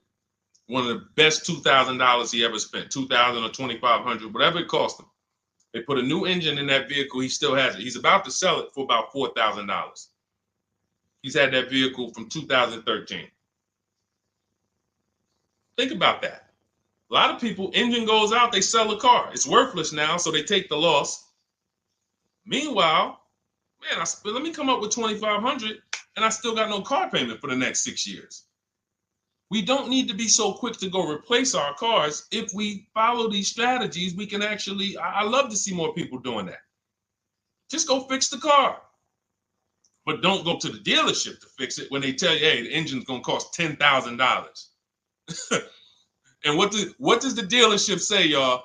When you have these major issues and the dealership tells you the transmission is $7,000 and a new engine is $10,000, what's their suggestion?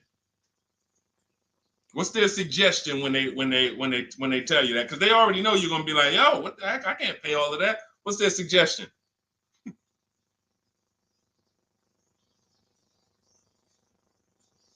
see, let me give y'all some time to type. I just want y'all to know, this is how the system works. So I know somebody. Look, thank you, J. June. Trade it in. Thank you. You see how we can? Oh, look, N.Y. Anderson, buy a new one. So what they do is, exactly, Victoria, they're going to suggest a new vehicle. So if we know, now watch this, as your vehicle is worthless, you don't have any opportunity to put it on a competitive market to see Well, how much would somebody pay for that? They've already assessed the value, and they want to structure your deal, have you take that major loss for that engine. They're going to put the engine in for a lot less than that, and they're going to resell it, and now they sold you another car. When you could have just literally went to a mechanic, got a rebuilt or got a used engine, put in that vehicle, cost you $2,500, maybe $2,000, and literally you're on the road for another couple years with no car payment, keeping money in your household versus now I'm in another $400 a month payment. Okay? This is what it's about. And if you're like Deshone, well, I don't want to keep a car that long. We talked about you earlier. You shouldn't be buying cars. Because the keepers on here who keep cars 8 years, 10 years, who has a car they've had in their driveway for more than 8 years? Type the number of years. I want to explain something we're gonna help a couple people learn a lesson here about themselves, because they're gonna be like, they're gonna realize they're not keepers. Look, look, we need to show people, because some people think, oh, I keep my cars a long time. I keep them about 6-7 years. We need to show that that's not a long time in the world of cars and depreciation. So Michael, 15 years. Michael got a car that he's had for 15 years. Let's go. Type the number of years you've had it if it's more than 8. Look, Vancia, 11 years. Let's see. See, a lot of people don't keep their cars. Look, N.Y. Anderson said, I drove my last car 14 years. All right, Connie, 15 years. She has a 2004 Chevrolet. Tony on Facebook, 2006. Now, watch this, y'all. If you ask me, Deshone, what's the way to get the most money out of a vehicle? It's to do what they're doing. Tanaya, 9 years. No, Renata, not less than 8. Not less than 8. We're trying to put you into a different cat. We're trying to help you see the category you should be in. Look, 9 years. Donna, 15 years. What's so important for y'all to see about these people is that they have beat depreciation. And that means whatever their vehicles are worth today, a year from now, they're going to be worth about the same. If their vehicles are worth $4,000 today, a year from now, they'll be able to still sell it for about $4,000. But the thing is, they're trying to get the most money out of it because the cost of replacement is expensive compared to what they're doing. No matter how much they got to pay to keep those vehicles on the road every year, a little couple $100, maintenance, whatever, it's nothing compared to going and getting a new car and bringing hundreds of dollars a month or thousands of dollars in the form of cash out of our household. And everyone's not going to do that. And that's okay. You should not be buying cars. You should be shopping for below market leases. Because again, there's 2 ways to save money. Do what the keepers do. You just saw all the keepers. We shouted out all of them. And the other way is to go in and not tie money up in the vehicles in the first place. When you look at somebody like Danielle, she's driving a $44,000 Audi, 2024 Audi A3. That vehicle is $800 a month to buy, no money down. $800 a month for 5 years, maybe $700 a month for 6 years. She's paying $550 a month. She didn't tie up the money in the first place. That's the name of the game with leasing. Bonita on her Telluride. This is also to show you it doesn't matter what the market does. The market could be up or down. We're going to pay less than everyone. This is Bonita. She got a Kia Telluride during the pandemic when everybody was paying ridiculous prices. That's why I show her 2022. Look at the date. She said, I'm driving my dream vehicle, $600 a month. People were leasing. And I know if somebody watching this and they're like, if you leased a Kia Telluride during the pandemic, you are not paying what she's paying with no money down. I know it. I know it. People were DMing me, Deshone, I want a Telluride. They want $900 a month for them. I know people weren't paying $600 a month, but she came in, used our bidding system, used the same strategies you're going to have access to in my digital book. She got $600 a month from home without being in a dealership. Her dream vehicle. This is how you win. You're either going to not tie up your money in vehicles. You're going to drive new vehicles that don't have problems because they're always under warranty and you're paying cents on the dollar compared to people purchasing. Or you're going to be a keeper like Michael and like Donna and like the people who said, okay, I'm keeping my vehicle this long. That's why in my book, it's 7 steps. But the first step is to ask yourself how many years you're keeping your next vehicle. That is the first question I would ask you if you and I were shopping together. My first question to you would be, Michael, how many years you want to keep the next vehicle? 8 or more or less than that? If you said to me, Deshone, I'm going to keep it at least 8. All right, let's go for the purchase. New or used, depending on budget, but we're purchasing. We need to find a below market purchase. If you said, Deshone, I'm 6 years max. I can't see myself keeping a car more than 6 years. All right, we're going to shop for a below market lease. Because the money you're going to spend in a below market lease, when you get these below market lease deals, not commercial leases, not what you see on advertisements. Those are ridiculous prices. We don't pay those prices. None of these people that you see, Greg, Charles on his Palisade, none of these are advertisements. They're thousands less. But when you're putting money in the cars and you're driving brand new cars, this is how it was for me when I was 22. This started for me at 22. I was working for Pontiac, and I leased a brand new Pontiac G6. It was $256 a month. $256 a month. It was like a $21,000 vehicle.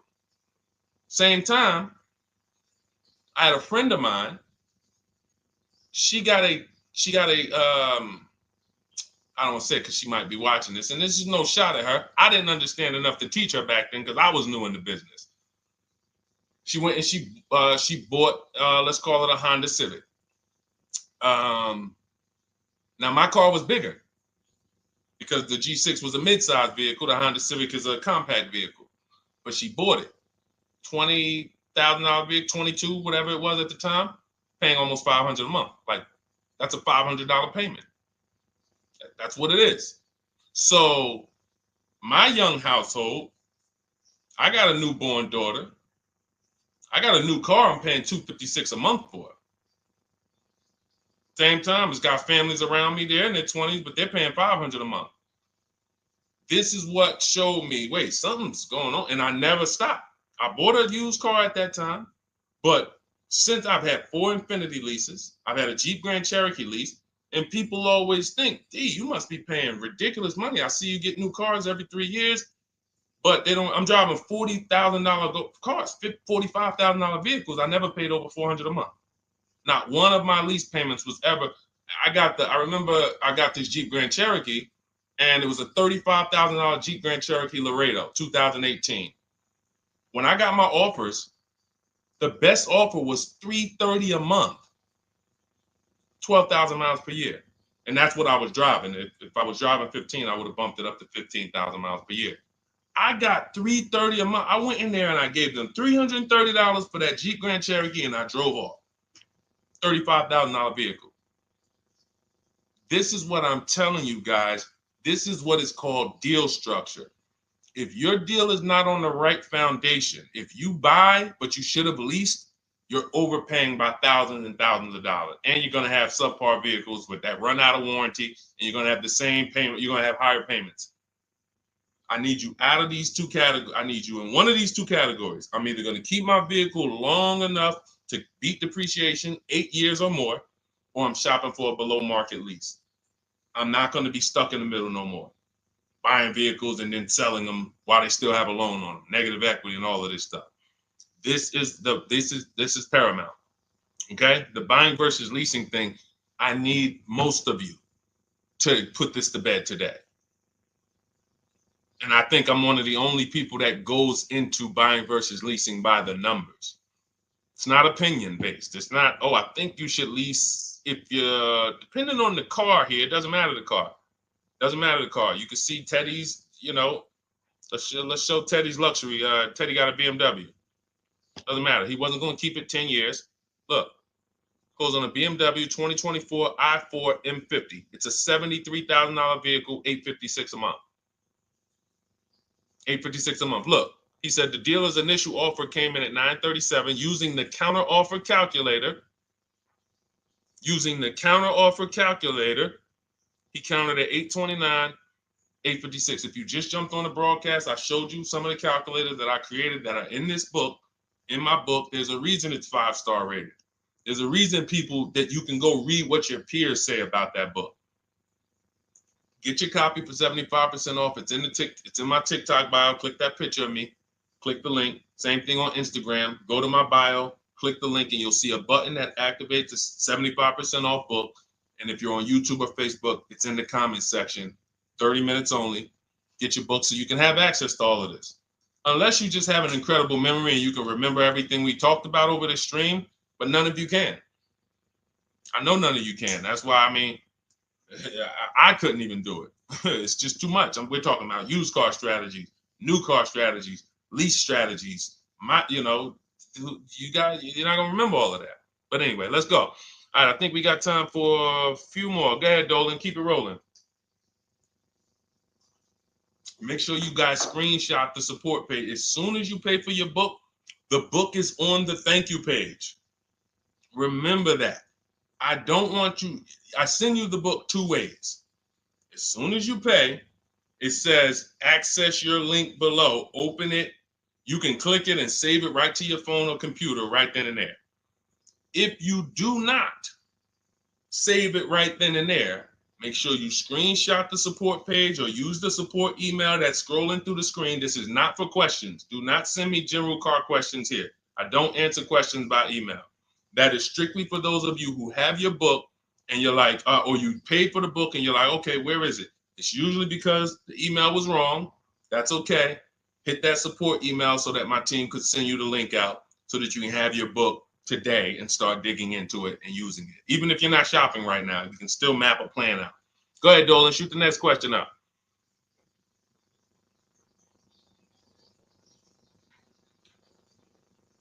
All right, this is Victoria from TikTok. Any tips for how I can get the highest trade-in value for my existing vehicle? Of course, bids. Bids. First of all, you just said a curse word. You may not know, but we don't use that T word here because you're never going to get anything. You're not going to get a max value for anything trading. We are fortunate that we have the opportunity to get bids from cash buyers in the market. And I'm not talking about cash buyers like Facebook Marketplace where a person, it's one of your neighbors from your town coming to look at your car. I'm talking about institutional cash buyers. People who cut a check instantly and, they do an inspection. That Jeep Grand Cherokee I sold to CarMax, they were the highest bidder 3 years ago during the pandemic. I'm not going to tell you what I made because those values don't exist anymore. So it just doesn't even make sense. But, those of you who were watching my videos earlier 3 years ago or using my tips, you guys cashed out and made ridiculous money. When corporations were trying to make money on people, we made money too. But CarMax won the bid. I went down there. They did an inspection on the vehicle. They came back. Accounting department came, cut me a check. I walked away with a check. That's it. You don't want to trade. You want to sell. You want to break your not even break your transactions. I need you, Victoria, to realize there are three transactions in a car deal. Who you're going to sell your car to, that's one. Who you're going to buy your car from, that's another. Who you're going to get your loan from, that's the third one. Now, you're not always cash buyers. Deshone, I pay cash, then you don't need that. Deshone, I don't have a vehicle to replace, then you don't need that. But how do we make sure we get the highest value or the biggest discount? Bids. Each one, we make the market bid. So what you should do right now, Victoria, this is step 2 in my book. After we decide whether we're going to buy or lease our next vehicle, that's step 1. Then we move to what is called the equity assessment. We need to find out, do we have equity or negative equity? Equity assessment. We call our bank. If we have a loan, we find out what our payoff is. Then we're going to go to carmax.com. I'm going to give you the 6 companies. This is the equity assessment process. We do this for leases too. I don't know if we have time to go into that, but I'm sure there's people on here who didn't know you could sell a lease. Type a question mark if you didn't know. Deshone, what do you mean selling leases? I never heard of that before. Type a question mark if you didn't know you could sell leases. We have an equity assessment process for that too. But what you would do is you go to CarMax, Driveway, Carvana, Kelly's Blue Book Instant Cash Offer. This takes 20 minutes. Auto Nation, Sell My Car, and Car Gurus, Sell My Car. Car Gurus, Auto Nation, Kelly's Blue Book Instant Cash Offer, Driveway, Carvana, CarMax. 6 offers in 20 minutes. That's bids. See, everything we do is a bid. That's how we have peace of mind. We don't negotiate. We make people negotiate with each other. There's 2 schools of thought. I want to remodel my kitchen. I want to remodel my whole kitchen. I go in and I have 5 people come out to give me a quote. One of them comes in and I start negotiating with them. Hey, you got to take less. Hey, you got to take less. You got to take less. I don't know if it's a good price or not. But when I come in, the first person comes in, I say, hey, okay, great. Is this your best offer? I'm having a couple other people come by. Oh, okay. Okay, thanks a lot.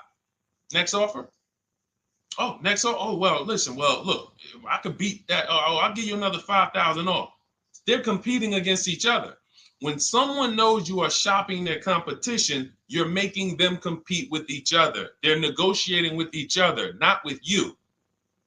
That's a bar. Type of exclamation point if you got that. When people know you're making them compete with their competition, they're negotiating with their competition, not with you. That's the power of bidding. That's why we got grandmothers and single mothers that can come in and do this. That's why we got people who can come in and do this. You know, how are people getting these prices? Not negotiating, because they're making people negotiate with each other to earn their business. They're making banks negotiate with each other to earn their business. It's a beautiful thing. Banks and dealerships depend on you not making them compete. They want to negotiate with you and try to make you imagine and make you think, well, that's the bottom. That's the bottom. And you think that's the bottom, but that's only their bottom. Their competition's bottom is different. Their competition's best interest rate is different. Their competition's best discount is different. And why is what we do so easy? Because we're right here in our houses. That's why our entire system, our company, my book, our mindset is called Cars from Home. Cars from Home.